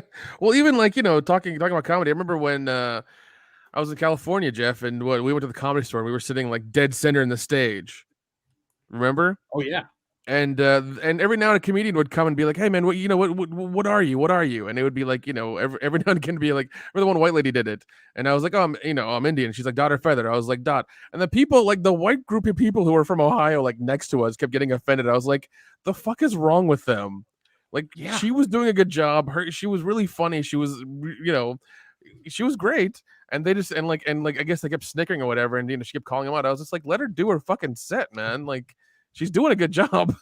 She was one of the funniest people there. She had me fucking laughing my dude. ass It was off dude. She did so good, but like shit like that. I mean, like it got like an experience like that. Like it got to her, like where they were making noises or being like oh or whatever. I couldn't hear them. Where she could audibly hear them, and she was like, shut the fuck up, basically. Like I'm doing a set. I'm not. We weren't offended. We didn't say shit. We were laughing. We were getting drunk, laughing along, having a good fucking time. Yeah, no problem. No goddamn problem. To the problem too, where there's people out there that are like crusaders that feel that they have to get offended on other people's behalfs and not even get so much offended, but stand up for them and fight for them too. And it's like, I don't think you realize how one, stupid that makes you look, and two, you're doing nothing but like reinforcing the viewpoints you have of those people. If you're like, oh, well, they have to have somebody speak for them. No, they don't. The fact that you think they do just tells you, everybody that you think that those people need to have a voice for them because they can't do it themselves. Again, well said. Oh, and like those people, the woke leftists who look down on like any sort of group, I fucking hate them. I'd rather deal with a racist. At least I know that he hates me for what I look like. I can deal with that all day. But somebody who's like, oh, I need to help you because you're less than, I'm just like, I want to kill you right now. Yeah, so you need the help of a white person in order to better your life. No, you don't. They can do it on their own. They don't need us. Yeah, those people I want to choke to death and watch the life leave their eyes. Well said. Yeah, just a dream of mine. Hope it'll happen one day, and that's why we have a lawyer. So in Woke Busters, Nick also moonlights as somebody that goes around strangling leftists. I have to keep returning videotapes. I'm just saying. Oh, Dude, I got my new copy of American Psycho in the mail yesterday. Oh shit! Nice. Hold on, I'll go get it real quick. I want you to see the box. That's the whole point I bought it. Like his face peels thing. That's the box. Oh, okay. That's Excellent. interesting. Talk about a Wait. great movie. Yeah. Oh yeah. Yeah, man. It's just like it's just frustrating, you know. I think overall, to that point, you know, it's the disease of non-restraint. You know, people don't have the restraint to say, you know what, I don't have to talk about this. Where it's like there are moments where you have to stick up for people. There are moments where you have to speak up for a minority, right? When you see, you know, someone getting jumped because they're trans or minority or whatever, that's when you should be jumping in, not online when someone's telling jokes. You know, that's not the time and the place. Exactly. You know, there's just little. Oh shit, that's good. That's awesome. That is. Oh awesome. wow, that is awesome. That's dope as shit. I like it. That is really dope. God, I love that fucking movie. So But good. yeah, it's just that I feel like that's what we're dealing with the internet too. Is, you know, the disease of not having restraint. You know, this idea that I have to speak up on every instance that I see. I got to go on Facebook and Twitter and Instagram and TikTok now and fucking showcase how I'm not one of them. It's like, you don't fucking have to do that. You don't have to virtue signal all the fucking time. You know, for people, especially to do it to a guy like Dave Chappelle, that's the joke. That's the joke. You know, the people who are going after him and who tried to, you know, cancel. I don't know why I put Russell Wilson in tonight. The people that tried to cancel Tropic Thunder, you know, and the people that were doing all this bullshit. It's like, you know, you stand up when it's really important. Not every time is it important. Not every time is it about you being the good guy. You don't have to prove how you are the good guy. You know, it's just fucking. And again, for it to do it against a guy like Dave Chappelle, where that's the joke, that's the true punchline, is you reacting, and people being unable to see that is what makes it so goddamn funny. You know, now you're gonna cancel Netflix. Now, you know, you're not going after Netflix for the weird ass French movies. You know what I'm saying? You're not doing it then. But you're doing it when Dave Chappelle, where the joke is even in Sticks and Stones. If you know, correct me if I'm wrong, Nick. That was one of the jokes, was that he's like, I don't get all this shit. He's like, I don't understand. I want to learn, but he's like, yo, this whole trans thing is weird to me. Yeah. He goes through the, you know, the alphabet, and he goes through what you like. He goes through and it's like it's one of the funniest bits, because he's like, oh, they're all in the car, and then they pick up this person, and then this person. And like it's one of those things. Like I remember watching it and hearing it. It's like I was rolling laughing. Mm-hmm. And then it then was he one goes, of the best parts. Yeah, and then he goes, and then we get to the T, and the T, and then he goes into that thing, and I'm just like, God damn, dude. And he gets it all, and he just once again, like, he's trying to understand it, he's trying to get it, and once again, this is fucking comedy, like, you know, like we should all be able to laugh at each other, because that's how we make a better world. Just laugh at each other, have a good fucking time, because, you know, this is a short goddamn ride, people. Yeah. It's Yeah, like the right. four of us in a room together. All it is fucking ripping on each other and jokes. Oh god, Yeah. dude. Oh god, all the time. Well, even then, like we'll joke, and if someone makes, you know, a spicy joke, like, damn, that was spicy. You know, like that's all we do in person. Yeah. right. Like that's part of the rub. Like, we're not like, yo, you made this really saucy joke in front of just your friends. It didn't cross the line, but I'm really offended because it got near the line, and blah blah blah. Like now it's you know, and people don't and people, you can tell who doesn't have that. You can tell who don't have those close friends that they can actually drink and make and talk shit. You know, these people who write these articles, I guarantee you they do it themselves. I guarantee you they do it at home. But they got to project on the internet. They got to project. Let me write this article about Dave Chappelle and try to get internet points with the LGBTQ plus community. And it's like, yo, fucking, it's like, you know, fucking people in that community can take a joke too. You know, not everything is, you know, and again, it's like, you know, everybody wants to have their I have a dream moment. It's like, sometimes you don't get that. You're not MLK. Sorry. Sorry. You're just not that guy, pal. Take a fucking joke. Yeah, should be able to. Yeah, exactly. And anybody who's met us in person knows how we are. Like Dr. Coffinails, Superman Adam Shahan, like any of these guys, they know who we are in person. We're just like this. We joke around, we have a good time. It is what it is. Yeah. We and like trust me, we do say a lot of we do the ragging each other. We do say a lot of spicy things to each other and stuff. But I mean, it's just how we are. That reminds me. Oh God. Here it I comes. took a picture the last time we were at one of those stores. I took a picture because it made me think of you, and I forgot to send it. Hang on. One of those stores. Yeah, there it is. Was it a Typhoid Mirror store? Here it comes. Yeah, I'm waiting. Yep, there's the buzz. You motherfucker! As soon as it popped up, I was like, "Hey, that makes me think of my friend." God Nick. damn it! I wanna take a By the picture and way, send this to you. that's a shitty company. I'll send you some good shit. All right. Thank you. Indian chef brand. All natural. Bianco. Yeah, I was like, oh, we're in the Indian section. Sweet curry powder. That looks like Nick. No, it doesn't. Yeah, Why does yeah. that I'll thing send, yeah, still I'll, have a I'll head send you some. on? I'll send you some proper shit. Don't worry. I'll go to the fucking Patel Brothers here in Atlanta, and I'll get you some proper shit. Patel Brothers. That's an original name. I shit you not. Patel Actually, it is an Indian shopping complex. I never go there on Saturdays and Sundays because it's chock full of brown people.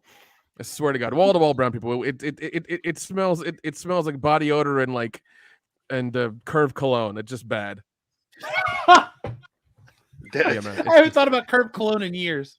Yeah, That's a hell of a reference, sir. Yeah. Trust me. If you've been around more than four of us, and you know what that smell is. I'm just saying. All right. And to think I took those people to be Drakkar Noir types. Well, yeah, that's a higher ups, the higher ups, but you get a different aroma and and somebody mixes all together in one area. So I'm just saying, it happens. D-Day Direwolf says my choice at the time to play Leon would have been Josh Hartnett. He Talk about somebody that fell off the cliff. Yeah, man. I think he made a comeback though. Yeah, he made some like small, noir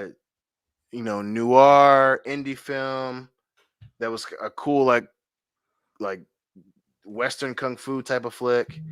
And other than that, he's been like doing little shit. But I'm like, God damn, man, that dude was gonna be huge. Oh, here's what he said in 2021. Why did Josh Hartnett quit acting? According to Hartnett, he never really left the movie business, but just adapted to the demands of more pressing issues. He says, I didn't take any major hiatuses that were planned. I just had kids. Yeah, but that's code for my agent wasn't getting any offers. Yeah, I was about to say pressing matters. Like, did you just kids? That's an odd. Okay, sure. There's a lot of people in Hollywood with kids.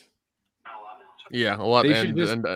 Yeah, a lot of them shouldn't. They should make Pearl Harbor 2 and let Josh Hartnett really regain his thunder. I'm not sure how you can make a sequel to that movie. That's what he needs. Pearl Harbor 2. Yeah, it's still written and directed by Michael Bay. That's what we need. Oh, dude, don't give him any ideas. I think he's probably sitting there right now thinking, I could make a Pearl Harbor 2. Story about what happened afterward. It's like, yeah, that was Midway, and then Guadalcanal and Thin Red Line. And all that other shit, but okay. Oh yeah, that one time he did a movie with Harrison Ford. It was a Hollywood Homicide. Yeah, I forgot about that one. Yep. Hollywood Homicide. Yeah, that was decent. That movie got shit on. That was a decent cop movie. Yeah. Then Harrison Ford did a horror movie called What Lies Beneath as well, which is really odd. And then Michelle Pfeiffer. Nobody remembers. Yep. Nick, it was the Harrison first Ford fucking around on his. Not that anyone would ever fuck around on Michelle Pfeiffer, which is just crazy. Yeah, exactly. Like if you catch something like that, don't let it go. Yeah, no catch and release there, man. You put that on. Yeah, man. Even if she's not putting out, you're just like, yo, I'm making it through this storm right now. It's Michelle fucking Pfeiffer. Yeah, exactly. She's gonna get Randy eventually, and I'll be right here. That's right. Yep. TLJ Screwjob says, I actually meant the four of you going down the movies explaining why each chose number 4, 15, etc. like you do that, sorry, let me reread this because my mouth is super dry. I actually meant the four of you guys going down the movies and explaining why you chose them in number 4, 15, etc. Like, did you do that, or is this Jeff's list? Or is this Jeff's list it? This list that I showed on the countdown was the all of our lists compiled, right, Kendo? How did that work? The ranking work? So what happened was I had all four of us ranked them in the orders that we thought they were 1 through 24. So then I took that and I spreadsheeted that shit and I added up all the numbers that we gave them. So like if for like GoldenEye, I think it was like 1, 1, 2, and 3. So it added up to like a 7. And then I had all those numbers divided by 4, which gave it its like average ranking number, and then just put them in order from there. Yeah, and now I can tell you, for example, a lot of the opinion stuff, like number 1, the GoldenEye, I'm pretty sure we all feel that way about why it's number 1, but the list is just all of ours and why all of us ranked it. Now, I could gladly tell you one of these days. I could even put it on Patreon. I could do my own personal list and tell you why I ranked each one. That would not be a problem. I could talk about James Bond in perpetuity. Fuck. Yeah, it'll be an 8-hour video, but he'll do it. Yeah, gladly. So up next, we have our friend TLJ Screwjob again, who says something similar happened to me with John Panette. Discovered him on YouTube. My family bought tickets to a show of his, and then he died. Oh, he was funny too. Do you remember him in the Punisher movie? Yeah, because he's the little tiny Italian. He's the fat neighbor. Oh, that's right. Oh shit, that guy! Holy crap! That's him. Fuck, I forgot thought he he was a little dude. Yeah, he was funny. Oh, he died of the old Ralphie May syndrome, huh? Being fat. Yep. I guess that's what got him. TLJ Screwjob, thank you very much. Pete1972 says, more realistic question. Should anybody ever watch anything that ever slightly resembles ties to Commie Tinseltown these days? Hell no. Winky face. There's not a lot of good entertainment coming out of Hollywood right now. I stand by that statement. That well is running pretty dry. Yeah, that's true. I mean, hell, me and Kenna would find gems at horror conventions buying indie movies. Like, we found a ton of good shit doing that. Yeah, dude, that fucking swimming pool party massacre movie was fantastic. Yeah, that was good.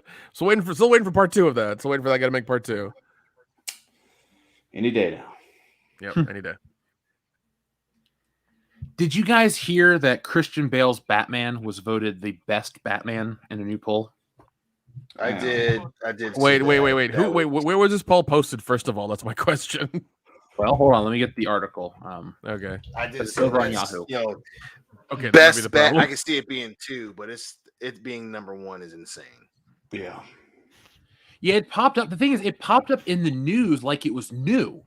But this is from last year. It says 42% voted for Christian Bale, with Adam West coming in second place with 14% and Keaton 13%. Ben Affleck comes in fourth, followed by Kevin Conroy and Will Arnett, who voiced Batman in the animated Lego shit. Val Kilmer and George Clooney at the bottom of the table. Val Kilmer at the bottom is fucking bullshit, but I'd have Bale at 3 behind West and Keaton easily. Yes, I'll agree with that one 100%. Yeah, that makes sense. If we're taking Kevin Conroy into the consideration, then I'm probably going to have Bale at 4 behind Keaton, West, and Conroy. I can respect that. Yeah, that's fine too. Who's the bottom though? Oh, Clooney. George Clooney. Okay, Clooney for sure. He's a good Bruce Wayne, but he's a bad Batman. Hi, Freeze. I'm Batman. Don't remind me of that. Oh my god. Hey, Nick, do me a favor. Pick a number. 9. Shut up! Fair enough. We actually did have another super chat rolling right now. I do want to read those so we can move on to the next. TLJ Screwjob says, this is like if Kendo talked over Jeff, Dion, and Nick every time they tried to give their own opinions of things. They would not be friends with him. That's an excellent point. This show has never been about race shields or any of this shit that society likes. That's garbage. It's all about having your own take, your own opinion. And that's what social media does. It's like, hey, a lot of this, oh, we speak for everyone. You don't speak for me. Do you know my thought process, what I'm into, what I believe in? No, you don't.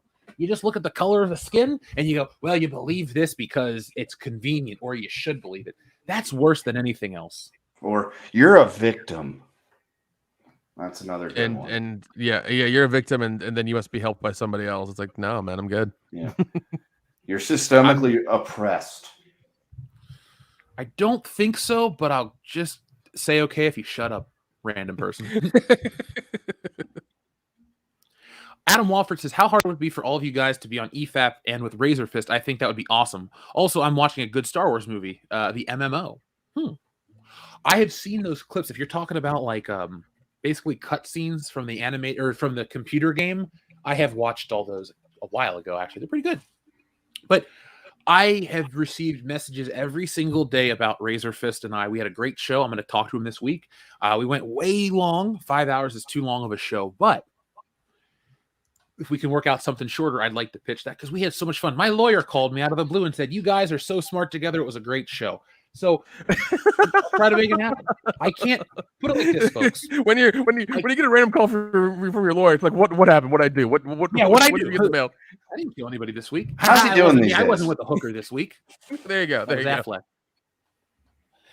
But no, I would love to. I can't speak for any other YouTubers in terms of where they'll be, when they'll be, but I have been on EFAP before. It was a lot of fun. I can always thing is, I never invite myself onto anybody's shows. So if I get invites to stuff, which I do all the time, awesome. I'll show up to stuff if I'm available. And if you guys have requests, you can always ask. You can always tell me who here you would like on this channel. I have no problem going out of my way to make that happen. But if you guys want us on another channel, you gotta tweet them, you gotta share their stuff, you gotta tell them about us, so we can get on there, man. That's supposed to be. Here's the official word: we don't have beef with people, so WCBS is cool with everybody. So yeah, man, we'll be there. We ain't got time for that shit. No, it's bullshit. Life is too short to be an asshole. Mm-hmm. Dr. Coffinail says, speaking of horror, Nick, your thoughts on House of the Devil, having no nudity even though it's supposed to be set in the 80s. I was outraged. I agree. I really agree. It was okay. I mean, it was a fun movie. It was shot really well. The 80s, they went into the 80s trip a little too much, I think, with like the phone call thing or whatever. It was odd. Yeah, it was all right. I mean, I've seen it a couple times. It's not a big deal. There is one that is set in the 80s, but it's does have nudity, and it's in the same kind of like college setting. It's called The Sleeper. It's from about, I think, 5 years ago. It's an indie movie. Highly recommend. It's damn good. The director made it in like 11 days for $30,000. And apparently he had such a horrible experience he never made anything again. But it's a really good, fun movie, and he should make a part 2 with music in the background. Yeah. That's my favorite type of horror movie. Music in the background. Yep. I knew you had my back, Nick, says Dr. Coffin Nails. Always, man, always. Now, speaking of back, boys, I guess I missed this, but the King of the Ring is back. It starts next Friday. Yeah. They're bringing back the King of the Ring. King of the Ring and Queen of the whatever is it, Kendo? Mountain or something? Something like that. Yeah, the Queen's Crown. And apparently they're going to be able to do that at Sweet Saudi Money Mania. And I'm surprised. Love that. They'll probably dress like beekeepers to wrestle, but just make a King of the Ring pay-per-view. God damn, you need it. Right? Fuck. They're going about this the wrong way. Now, I don't need to get on my soapbox and say why I won't watch it, but I'll say it real quick. Fuck you, WWE. You went there after that reporter was killed. You know what kind of business you're doing. I'll watch your show most times, but I won't watch fucking Crown Jewel. First off, it's on my birthday, and I'm not going to waste my birthday with Roman Reigns. Secondly, that's just bad business that I cannot get behind. Like, I really can't forgive the WWE. Like, after all this shit comes out, constantly going back there. And then this is what tips the scale even further for me. They left their wrestlers there. Vince McMahon and Roman Reigns, all these other fucking losers, flew off and left most of the people on the tarmac in a really dangerous place. You don't do your people like that. I don't even respect them anymore based on that shit. Yeah, dude, that's really fucked up when you leave them in an area like that, a questionable like the Crush malaria like that, just like, oh yeah, bye. It's like, no, pile on the plane and just take that, get the fuck out, man. Come on. Such good shit. I had to get back. We had SmackDown. The wrestlers will be fine. That's really fucked up. That shows you how much he cares about his people and how much he values them as like employees or whatever. It's a fine country. Great human rights. Yeah. When you get paid with suitcases of money, it's your opinion changes. Such good shit. Yeah. There's only one color that matters, boys. Yeah. Dion Green. Right. You're welcome. How would you feel about that spinoff? I think that should be the other franchise behind My Black Ass and Negro Diamonds. I think we can get ourselves a whole film universe going on. I can pull some Eddie Murphy shit. I play different multiple characters. But what would it be though, Jeff? That's the question. Like, what's the premise here? What's the shtick? PI. It's a Miami Vice type show, baby. So it would just be like green PI. Yeah, or just well, we'd have to come up with a cool name like green's the only color or the color of green or something cool like that. the only color. Oh no, I'm not gonna say that. I'm not gonna say that. How about the color of death? There you go. Always bet on green. I was gonna say the only color that matters. The only color that matters. I mean, I think that's a cool ass name for a show. The only color that matters. That's a great name for a fucking noir show, baby. Fucking Lord knows the goddamn TV would use it, especially with shit like The Equalizer being out. Oh God, dude. Yeah, and we would just have hot women come in and need your skills every week. That's all it would be. Exactly. Get your kick-ass mustache and some Hawaiian shirts and one of the that's right, the holster for your gun and everything. That's it, man. Give you some Ray-Bans and stuff. Or just go old school. I just put my gun in my fucking belt line. There you go. Yeah. There you go. Go 70s with it. There you go. Khaki shorts and $500 shirts, baby. Khaki shirts, $500 shirts. That'd be all fun. right, Rock. Yeah, you got it. That was for you, buddy. Audience of one. It's a good audience, bro. Now, I don't. The theme song. What would be our theme song for the only color that matters is green? I don't know. I would say we got to go Earth, Wind, and Fire on that and pick one of their songs to get the show. Do you remember? He's black and he's got a gun. I love that song. Oh shit! There we go. He's black and he's got a gun. We should get Earth, Wind, and Fire to do the song. Dion, oh my God, what a worthy soundtrack score for your PI investigative show. I dig it. Bill Withers is dead. Also, you get Bill Withers too. That's true. We'll just reuse some of his stuff. Like, listen, go to the estate. Listen. Your grandfather's, your father's music, whatever, is awesome. But we've got this crazy ass show that we're going to use for commentary amongst popular culture right now, and we need to use this song. So I'm going to give you $100, $100, and for the closing credits of every episode. Right. I'll give you $100 and a 9 out of 10 with yours truly to use Sunshine. Come on, what do you say? You get 10% of all the profits from the show. What do you say? Come on, baby. Dude, yeah, I would. I want to write that right now. Mm-hmm. That'd be so much fun. Oh man, who do you guys think could even win the King of the Ring? Well, before Big E cashed in, I would have said him, but now I'm thinking either Damian Priest or try to bank in on this New Day resurgence shit and give it to Xavier Woods.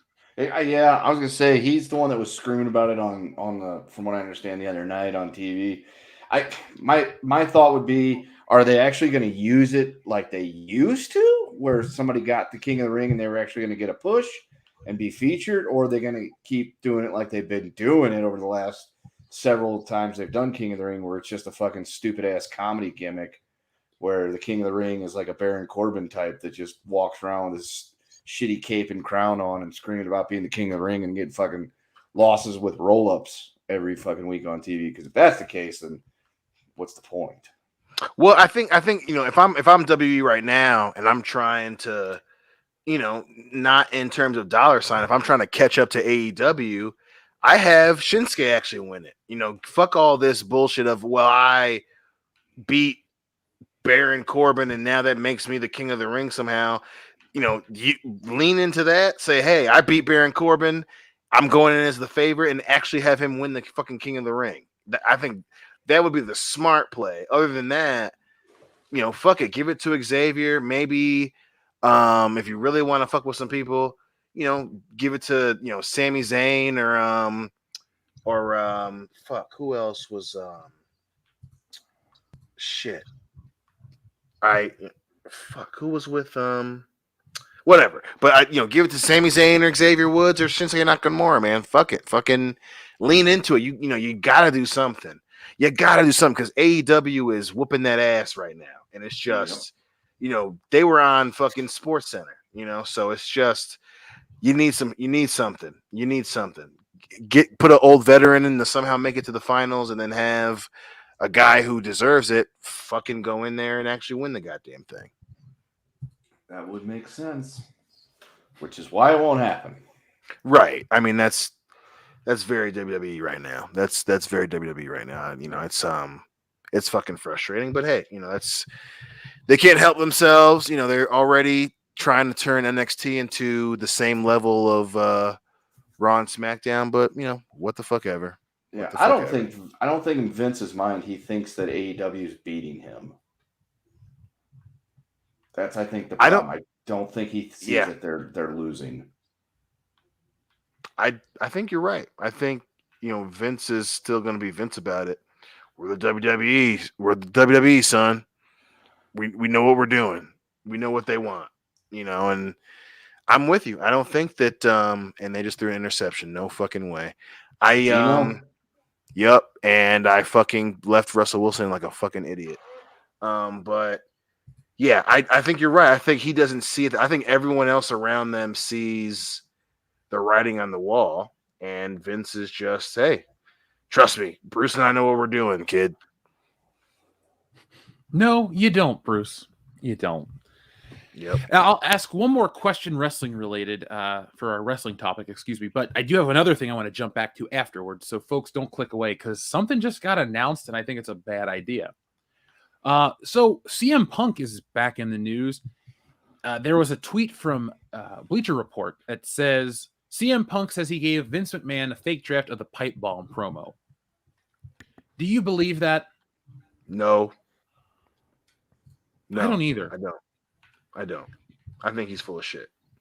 I think he's trying to work people because look, wrestling's all a big work. That's fine. But I don't believe CM Punk for 1 minute because they would have fucking, they cut your mic off at the end. Dude, when shit goes south and they really don't want something put on TV, they just go to commercial quickly or cut away. Like, if you were really saying stuff that was really pissing people off, it's like there's elements of the Montreal Screwjob that make me question some of it at times, So, and listen to that point, rightfully so, right? I think you questioning the Montreal Screwjob is a good thing.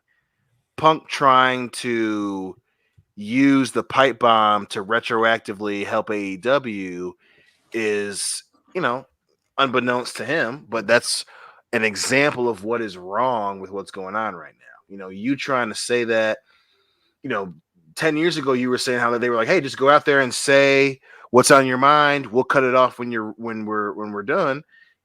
That makes a lot more sense. But for you to try to think that you went into business for yourself and they just let it go is just so beyond believable. It really is. I mean, obviously they fucked it up, but there's a reason why you did the pipe bomb and won and then came back and feuded with Triple H. Because they trusted Triple H. That's what that was about. Obviously they fucked it up, but to think that they would give you free reign and it just happened to work out, and then it just does that doesn't make any sense. It doesn't. It's just, I like AEW, but shit like this just makes me kind of roll my eyes and go, that looks a little, I don't know. little stupid, if you ask me. Yeah, I gave him a fake script, bitch. What, you typed it up in the back and then you took time to write a fake one? Did you have it with you? Did you do it on the fly? It's just that creates a lot more fucking questions than answers, Phil. So do you guys know the "Let's Go Brandon" meme? Yes. No, I All don't. right, because I keep hearing about it. Gordon, we just got a super chat about it. So Kendo, could you tell us what "Let's Go Brandon" means? Okay, so let's go, Brandon. Essentially, there has been a plethora of chants going around the country at sporting events, and the chants say the people are chanting "fuck Joe Biden," and so there was a NASCAR race last weekend, and the guy that won it, his name was Brandon, and so he was standing there outside of his car. And he was, being interviewed by the lady from the network, whatever one they were on. And so naturally the fans, because this is the chic thing to do, were chanting, "Fuck Joe Biden," very loudly. And you could definitely hear that on TV. And the lady said something to the effect of, "Man, the crowd's really big and they're really behind you. You can hear them chanting, 'Let's go, Brandon.'" So either she didn't hear it right, or she was just straight up, we've somebody in her earpiece going, "You got to spin that, spin that, spin that, spin that." So that's what the "Let's Go Brandon" thing is there was a NASCAR crowd chanting "Fuck Joe Biden," and the network reporter said, "Yeah, they really love you. They're chanting 'Let's go, Brandon.'" I mean, if you can hear it in the TV It's broadcast, clear as day. If you go she was just video, she was just spinning that shit. There's no question about what was being said. How you would be able to confuse that for "Let's go, Brandon" is well, you can't. That's funny. So All right, well, that's "Let's go, Brandon." All right, cool. Well, Modalicious, thank you. That was an early super chat, but that's the second time this has been said to me this week, and I wanted to understand what it meant. Yeah, Now, Pete had to tell me because Pete sent me several "Let's go, Brandon" memes Sunday morning, and I'm like, I missed the boat on this one. He goes, "Oh, it's from yesterday," and he sent me the video. I'm like, "Yep, there it is." How did we feel about WandaVision, those who watched it? I still gotta watch it. Oh, okay, so it's just me that watched it. Yeah, I've got no interest in watching. Yeah, I'm not gonna watch it. Don't worry about it. Oh, fine. You don't have to watch it, but are you going to watch the spinoff it's getting? Wait, it's getting a spinoff? No, I'm not watching it. They just announced I it heard today. about the spinoff. Yeah. WandaVision spinoff starring Catherine Hahn in the works at Disney+. A WandaVision spinoff starring Catherine Hahn as Agatha is started. Hahn would reprise the role of Agatha Harkness in the series, which is described by a source as dark comedy, though exact plot details remain under wraps. WandaVision head writer Jack Schaefer would serve as the writer and executive producer of the project. Should the spinoff go forward, it would be the first project Schaefer has set up in the Marvel Universe since she signed an overall deal with them in 20th Television in May. Good for Throw it against the wall and see what sticks. Yeah, you're not kidding, man. That shit in there. Oh God. Yeah, I don't think this is a good idea at all. But Dion, they keep throwing buckets of shit at the wall, and not a lot of it is sticking. So I don't know. Yeah. At some point, there's a lot of shit everywhere. You need to clean it up. Yep. At some point, you just got shit in the fucking corner. Yeah. So we'll see. Like I said, I'm still gonna watch WandaVision eventually. We're gonna probably burn through it, but yeah, I did. That's a silly fucking idea. Like, I don't. Whatever, dude. Fucking, I get it. You own Marvel. You don't have to keep reminding us of it, but not every idea is a good idea. Yeah, these nugget of ideas aren't always good. So take them with a I'm grain of not a salt. nugget. Yeah. So we had a couple messages come in from we had a message coming from a listener we haven't heard from in a while. But first, our friend Greg Kirby says, thoughts on an interview with Vampire, Luis and Claudia getting race changed. How will they explain a black guy owning a plantation in 1791? Well, Go on. I'm trying to think. I mean, historically, there were I don't know if they ever owned any plantations, but there were freed black men in the North that had indentured servants. But That's not a plantation, so I don't know how they would be able to spin that one. Yo, what's it? Fucking Bridgerton is a huge hit right now. We're just flopping shit around. Let's fucking go. Fuck it, dude. Let's do some fucking crazy shit where we've got black dudes down in Mississippi and Alabama, almost some plantations. Let's fucking go, dude. Janelle Monáe made a goddamn movie. Jessica Simpson can't rap. I want justice. I am just saying though, if we want to go full in on like the race swapping and everything like that, they have to do something like that. Somebody has to make remake Gone with the Wind. Remake Gone with the Wind, and Scarlett O'Hara is like a black lady or something like that. This has to happen. By the way, the person who sent that, they're also doing a gender swapped Hellraiser, but also like a female Hellraiser. I don't know. I'm kind of okay with that. Well, yeah, that's one. Yeah, if we get to see some boobies hanging out, some boobies hanging out with some piercings and shit. Let's fucking go. Yeah, I'm slightly okay with that. Yeah, that'd be fine. But yeah. I think it's 13-year-old me was spanking the bank to some Hellraiser shit every once in a while back. Really, in the day. Let's fucking. It was a late night and I was experimenting. But yeah, dude, I ain't gonna lie to you. There must have been nothing on TV except fucking Hellraiser. Yeah. Listen, man, the bald one sexually attracted to Hellraiser or Pinhead. No, that's not what I said. I was just, it was late, and just so everyone realizes, the bald one was a chick. Yeah, exactly. Oh yeah, she was. Yep. Now, we have our friend Greg Kirby. Thank you. Trent Goro Dason, as we should say, says, "Hello, gentlemen. I was off enjoying life. Well, until seeing No Time to Die. Sorry, No Time to Cry, Baby Bond. American Trent 007 reporting for duty." Oh, it's been a while, buddy. Back, Chet. Yeah. Welcome back. Shit, I forgot about that. I hope you saw my American Psycho Blu-ray. I'm gonna go return some videotapes after this podcast. TLJ Screwjob says Jeff and Rosario were talking about Booker eating a pedigree from Trips, not pinning for 5 minutes. I'm guessing it wasn't hyperbole. So TLJ Screwjob, I think you meant Razor Fist. I was like, I know if I knew Rosario Dawson that well, I don't know if I would be hanging out here right now. Can't promise anything. Well, I mean, she's married to some politician or something like that. I think we can just be friends. It's cool. We can talk about Clerks 2 nonstop.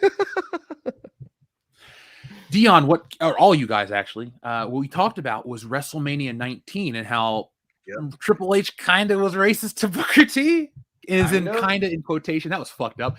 But the part we took the most offense with was Booker T eating a pedigree, laying there on the ground for minutes, and then Triple H crawling over and still getting the pin. That was the bullshit part. That you could, if you have one of these bullshit storylines like you did, where you make Triple H the racist heel, and then Booker T overcomes the adversity and wins, that's a good story. Whatever you told where Triple H throws money at Booker T and tells him to dance, and people like you don't get to hold the belt, and then Triple H wins. What kind of story are you telling? Yeah, that's a little fucked up.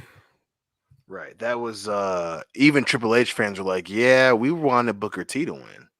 That's and Jeff and I have talked about this in nauseum. If we ever go with unmistakable, unforgivable mistakes, that's one of them. I mean, if you're WWE and you want to make money, Booker T winning at 19 is the right choice. And it just, whatever reason, Vince chicken at the last minute, whatever.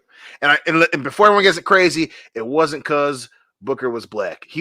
Vince wanted Ahmed Johnson to be the fucking man. So just calm down. But yeah, that Booker should have been the guy to go over, and Vince chicken at the last minute for whatever fucking reason. I bet you Triple H politicked his way into another WrestleMania win. I wouldn't doubt it, dude. That for whatever fucking Vince fucking loves that dude as much as he loves Shane. It's fucking weird. It's so weird. Triple H should not have won at WrestleMania 2000, and he shouldn't have won at fucking 19. It's just so, and then, I don't know, man. It's so many weird things that he did for Triple H is just mind-boggling. Well, First off, you hit the nail on the head when you said he should have lost at WrestleMania 16. That's the number one wrestling booking decision I think should be changed. If I could retroactively change one, that's it. I love the WrestleMania 17 heel turn. I love all those big epic moments. But for God's sakes, Triple H winning at WrestleMania 16 is one of the biggest fucking mistakes ever. That was trash. I don't. It's in it. And again, I know you're trying to get to the super chats real quick, but I just don't understand how at the same WWF loved Rock versus Triple H, but at the same time didn't want to make a WrestleMania moment out of it. And it's just so dumb. Like, that's the fact that we don't have Rock and Triple H at Mania with Rock winning is just so fucking dumb. I don't have a lick of experience in the professional wrestling world, but even me as a fucking goober fan, I book that 10 times out of 10 at 2000. It's just so fucking weird. Well, they spent the entire year building this McMahon family feud that no one gave a fuck about. Oh, yeah. And they stopped watching. Dude, they fear booked that whole WrestleMania. Stone Cold's injured. Well, Vince is our second biggest star. No, the fuck you weren't. Vince was great when he had Stone Cold to go against or The Rock to go against. But at the time, the build up to WrestleMania, Vince was the face. He was Team Rock all the way. He saved Rock from getting fired from the WWF. Talk about disjointed storytelling. That was it. It was such good shit, though. You're right, Metal Lion. He shouldn't have won at WrestleMania 25 either. That's another one. Randy is clearly the dude. And if you have a bad guy win, 25 is where you do it. And you already had Cena winning. Why are you having whatever, dude? I'm not, we'd be on this podcast for another 3 fucking hours talking about bad decisions by the WWE, but just this weird Vince being convinced that Triple H is the guy. Him beating Sting. What the fuck? Oh, that was just one final fuck you to WCW. Right. And I think everyone knows that there was no way in hell Vince was going to have a WCW guy win at WrestleMania. But even if you hate WCW, you hate Ted Turner so much, even you have to be like, yeah, Sting's got to win here. People don't want Triple H to win this fucking. Yeah, you fucking roll out the corpses of X-Pac, Billy Gunn, and Road Dogg. They're not gonna be okay with fucking Triple H beating Sting. Like, that's not how the build worked. But whatever, man. I'm not a wrestler, so fuck me. But whatever. Yeah, man. TLJ Screwjob, thank you. He says Jeff and Razor, not Rosario. F and autocorrect. I know what you meant, but I can dream about yeah, dude, that was a really good stream. I listened to most of it, man. It was really good. You guys really get into it, man. It was nice. It was fun, man. Yeah. Dr. Meatball had a request, and we shall say yes. Who's that Pokemon? It's me, Austin! Oh, son of a bitch! Talking about bad booking decisions by the WWE. Yeah. Oh my god. Because who was it supposed to be? I don't think they ever said who it was supposed to be. Oh, that's a good point. Because it was Mae Young's son. The hand? Yeah, he's all grown up. That was the best joke they ever made. Dude, when the hand pops out and May is selling it and Mark Henry has to cover his face because he's laughing so hard, it's like, this is what I love about professional wrestling. And it's covered in fucking goo. Oh my god. That sounds horrible. It was. It's so good. It's so bad, but it's so beautiful. It's so funny. But Nick, like, so 15 years later, they had a guy dress up in a hand costume. Yep. And go backstage and wave. He's like, hey, I'm all, and it was like that year's WrestleMania slogan was all grown up or whatever. And so he's like, hey, I'm all grown up. And it's just a giant hand waving. It was oh my god, fucking funny. Up next, we have our friend Adam Wofford who says, so Dion, there's a faction in Warhammer 40K. I'd basically just like Cenobites called Dark Elves. You should check out the Rule 34 site. My fucking man. I know what I'm doing later. Oh, I know what you're doing later too, Dion. Oh, see, that you had to ruin that for me. They made a fucking 40K reference, and you fucker. Folks, next week, fuck Mary Kill. We'll play that in a second. Make sure you guys check out a shirt, get yourself a drinking glass for the commentary next week over at shopwcbs.com. Yeah. Oh, that's what I was gonna do. Is I gotta order a drinking glass for the stream. That's what I plan on doing. Since they're making me one, I gotta watch this shit, and then fucking Nick convinced Jeff for us to watch fucking Zack Snyder's Army of the Dead. Oh, did I tell you who's gonna join us? Yeah. Who? Robot Head. What's his name? Oh shit, Robot Head. Jesus. Yeah, we had such a great time, and I had emailed him. So with that stream, we're not going to announce the specific date yet because we're going to figure out how to work it in for everybody. Because definitely, Robot Head wants to talk about Zack Snyder movies. He's like, I could have made 10 videos on that fucking movie. So, oh shit. So Dion's gonna have a friend to talk to then through the therapy and the alcohol of watching that movie. Yeah. Mm-hmm. Jesus Christ. You're gonna need it. Yeah. Also, don't ever tell me I love my friend. I don't love my friends because they're making me watch that fucking bullshit. Well, just so you're aware, before you watch it, he also shot the thing himself. I just we don't have to watch it anymore. Celebrity fights. Just give me Zack Snyder. That's all I'd ask of the internet. I've been a loyal internet user. Give me Rob Zombie and his wife. I'll fuck them both up. Fucking Jeff Nick's going full Chris Jericho in this motherfucker. I'm so proud right now. Yeah, I will. I don't give a shit, man. That's my boy. Give me 6 months in a gym membership. We'll fucking do it. I don't give a shit, man. We'll go. So guys, fuck Mary Kill, WWF Attitude 1997 era. Marlena, Sunny, or eventually Lita. Ooh. Easily I'm banging Lita, I'm marrying Sunny, and I'm killing who'd you say? Marlena, aka Terry Runnels. Yeah. Ooh, oh fuck. No, I'm getting rid of Marlena. But yeah, banging Lita, marrying Sunny, get rid of Marlena for sure. Easily, dude. It's all a bad choice because these three women specifically, I'm pretty sure Marlena gave New Jack an STD, so I wouldn't want that. Right. It's New Jack, though. We're okay with that. Yeah, but I don't want to get the STD, so she's got to die. Not really, you know what I mean? Of this game. Then Sunny is Sunny, so she's got to die. And then Lita fucked over Matt Hardy so much and almost ruined wrestling with her vagina, so she's got to die. So no one's getting fucked or married in my game. They're all getting damn, dude. Plus, I've never found Lita attractive. Me neither. Damn, even dude. when we met her, I was just like, "Oh, cool." You're a liar because when she would be doing a fucking whisper in the wind or moonsault, and then the thong would be right above her fucking pants line. Listen, homegirl might belong to the streets, but give me a lap, son. Give me a lap. Dion, you could not turn a hoe into a housewife. You can't do it, man. Can't do it. No. That's why I'm not marrying her. You know what I'm saying? Brock got Sunny. That means I can make Sunny work. Plus, you really want to? Listen, that's why I have you guys, because you keep me out of trouble. You damn right. You goddamn right. So my favorite was Trish Stratus. So that's why I'm kind of like Lita. So Jeff mows down these three and goes after Trish. Yeah. Well, she's a brunette now too.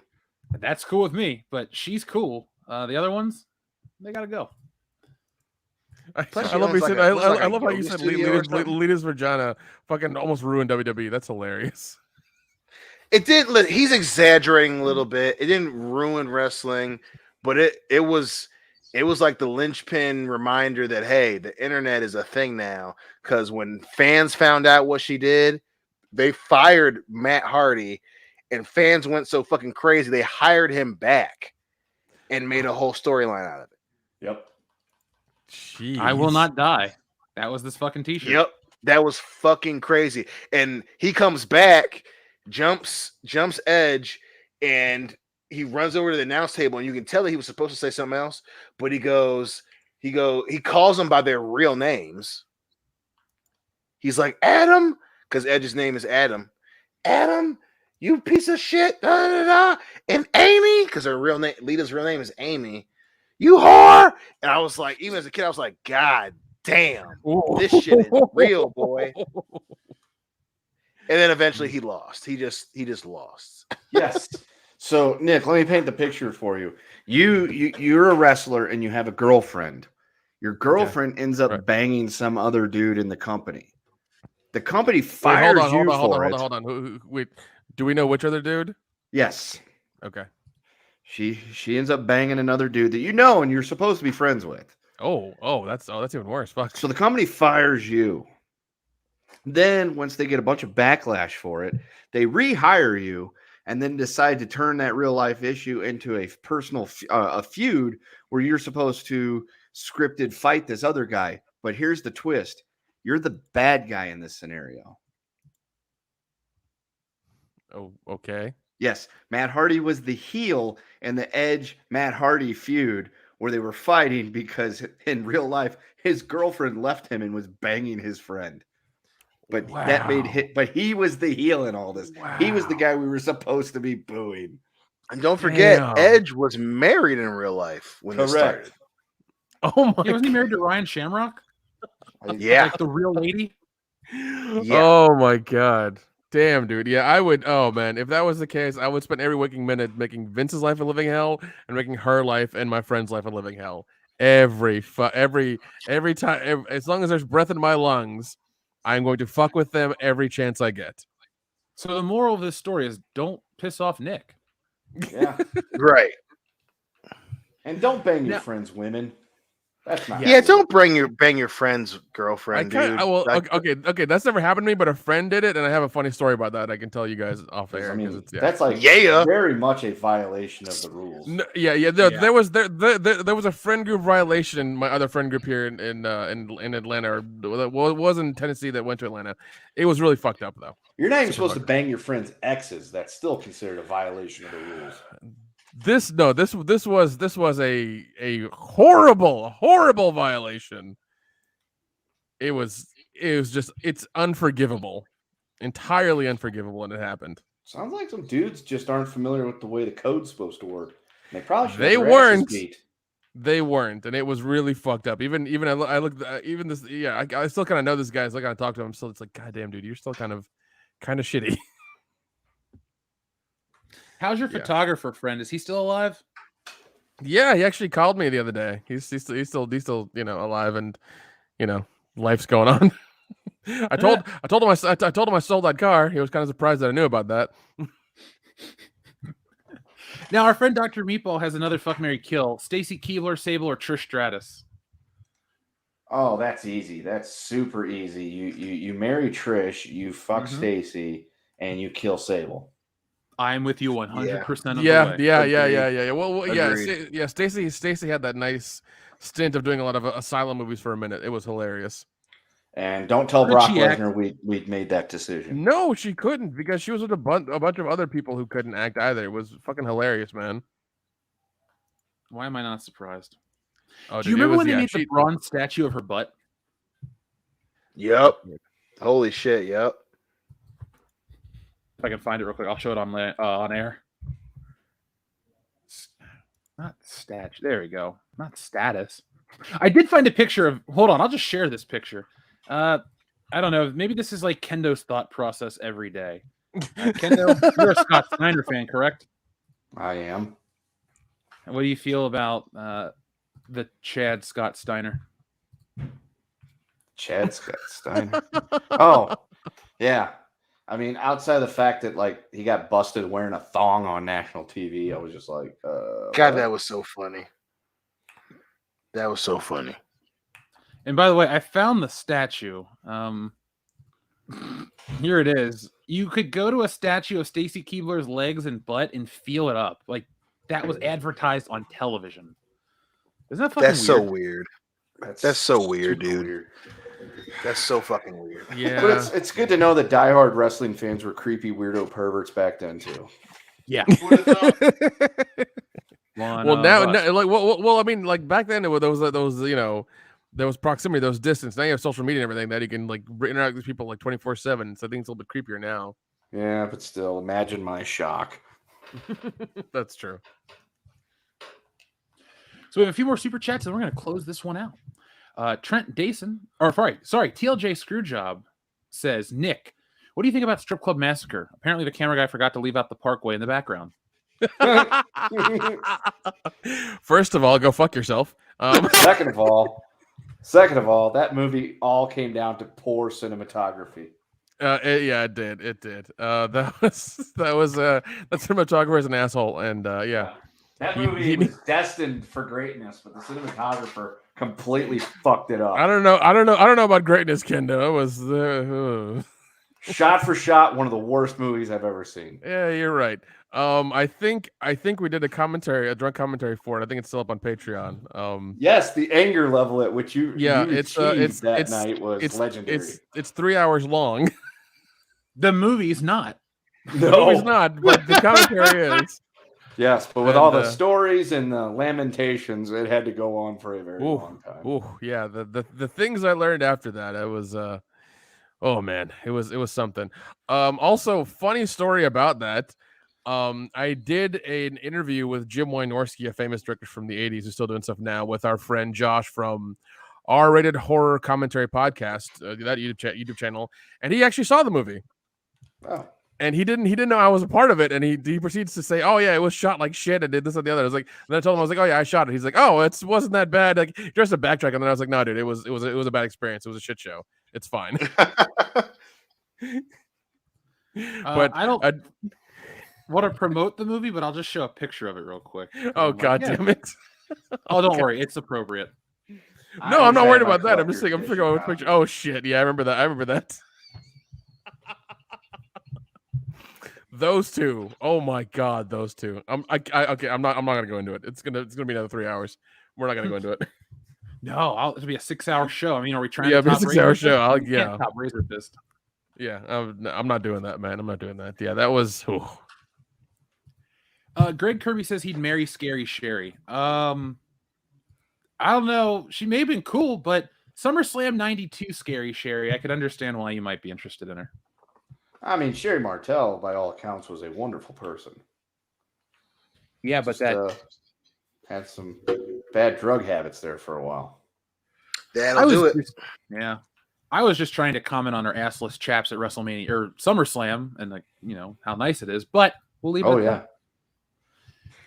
Trent Dason says, Duty calls. I wish I knew her name. Hail, chat. Glad to have caught you fine WCBS live. Trusting the back catalog gets me through the next week's business trip. Ooh, business trip. Ooh, fancy, sir. Fancy. Fancy. Male whore is a business. Yeah. They prefer the term sex worker. Yeah, that's true. They do. So do a lot of those ladies who do the video stuff on the internet. They're in the same sex camp. Work is work. It's something. It's something. Remember when everyone thought they were going to shut down OnlyFans and we were all concerned for... We were actually concerned, but Dion was thankful because his wallet was going to take a break. Nice. Oh, dude. No, it was, that was funny as hell. And the only concern I had is like, apparently they hate money. That was a concern. Mm-hmm. But then they went back on their word and everybody was back to normal. It was funny. Yeah, it's like, why would you make such a poor business decision? Hey, man, TLJ Screwjob, thank you very much. He says, I watched a Worst Ways Wrestlers Were Fired video, and Lita's was crime time trying to sell her underwear. Maybe she deserved it after hearing this. I mean, she didn't deserve that. That was fucked up. That was such a weird thing to do. Yeah, it was so weird. The weirdest part is, wasn't she fired the night after Trish Stratus? Like Trish retired. Yeah, it was something like that. It was if it wasn't the night after, it was very close. I'm gonna look that up real quick because I remember watching it I was in high school, so I was a senior in high school, and I'm pretty sure I was actively angry that Trish got a nice retirement, but Lita got fired off TV because it's Lita. Even though I'm not interested in her looks, Lita's my third or fourth favorite female wrestler ever. Like, that chick was cool. Like, she was as bad as the dudes in many ways, but she couldn't fight. But let's see. Lita firing 2006, right? That's when she was fired. After some controversy. Oh, maybe. All right. I'll look it up. Nobody wants to hear the dead air. Now, is Worst Ways Female Wrestlers Were Fired? Is that a Brian Zane video series, Kendo? Not that I'm aware of, but it could be. But I don't think it is. I like that guy. It'd be fun to work with him one day. I do enjoy Brian Zane. He's the entertaining. man. I'm all about W cubed. Did you hear about Razor Fist's connection to Vince Russo? No. Mm-mm. Yeah, go. I'll tell you more about it later. But yeah, Razor Fist has worked with Vince Russo and shit. So, Does he hate him too? no, he's a fan. Okay, so 2006. I guess it was all right. November 13th. There we go. That was her last episode. And yeah, she was fired on TV, and she would be fired for 18 months in real life too. Oh, Damn. Yeah. So, hi, Lita. Adam Wofford, thank you very much for your generous super chat. So, okay, so I have three choices. I was going to say, I have three choices of what you would prefer to go up against. Bird of prey that can fire when clocked. Hold on. Bird of prey when... Oh, cloaked. Okay, cloaked. Okay. Birds of prey that can fire when cloaked, or Thrawn, Star Destroyer, Chimera, or just one shadow ship where you heard screams in your head. I'm sorry, what? that's a Dion question. That's a Dion question. Oh, The bird okay. of prey that can fire when cloaked, Dion, versus Thrawn, Star Destroyer, Chimera, or just a shadow ship. Give me the bird of prey that can fire when cloaked. I don't know anything besides the bird of prey. The shadow ship, I actually Googled that. That seems messed up. You just hear the screams in your head the whole time. That'd be fucked up. Yeah, that's a 40K thing. Oh, okay. Is there a comic book I can read and just get caught up? Maybe not a comic book, but there are a few videos that are really good. Oh, all right. I'll take that approach. Not a problem. Well, folks, it looks like we've reached the end of tonight's show. It was a little shorter than the High Council. Thankfully, goddamn, I needed it. But is there anything you guys would like to say, or is there anything you'd like to bring up and cover before we go? Did I miss anything? Free AO. Yeah. Free AO.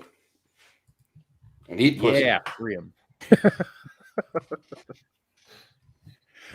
So yeah, folks, make sure you guys check out shopwcbs.com to get all of our shirts and cool merchandise over there. We'll also be back. I'm going to be working on a long Mueller style review for No Time to Die.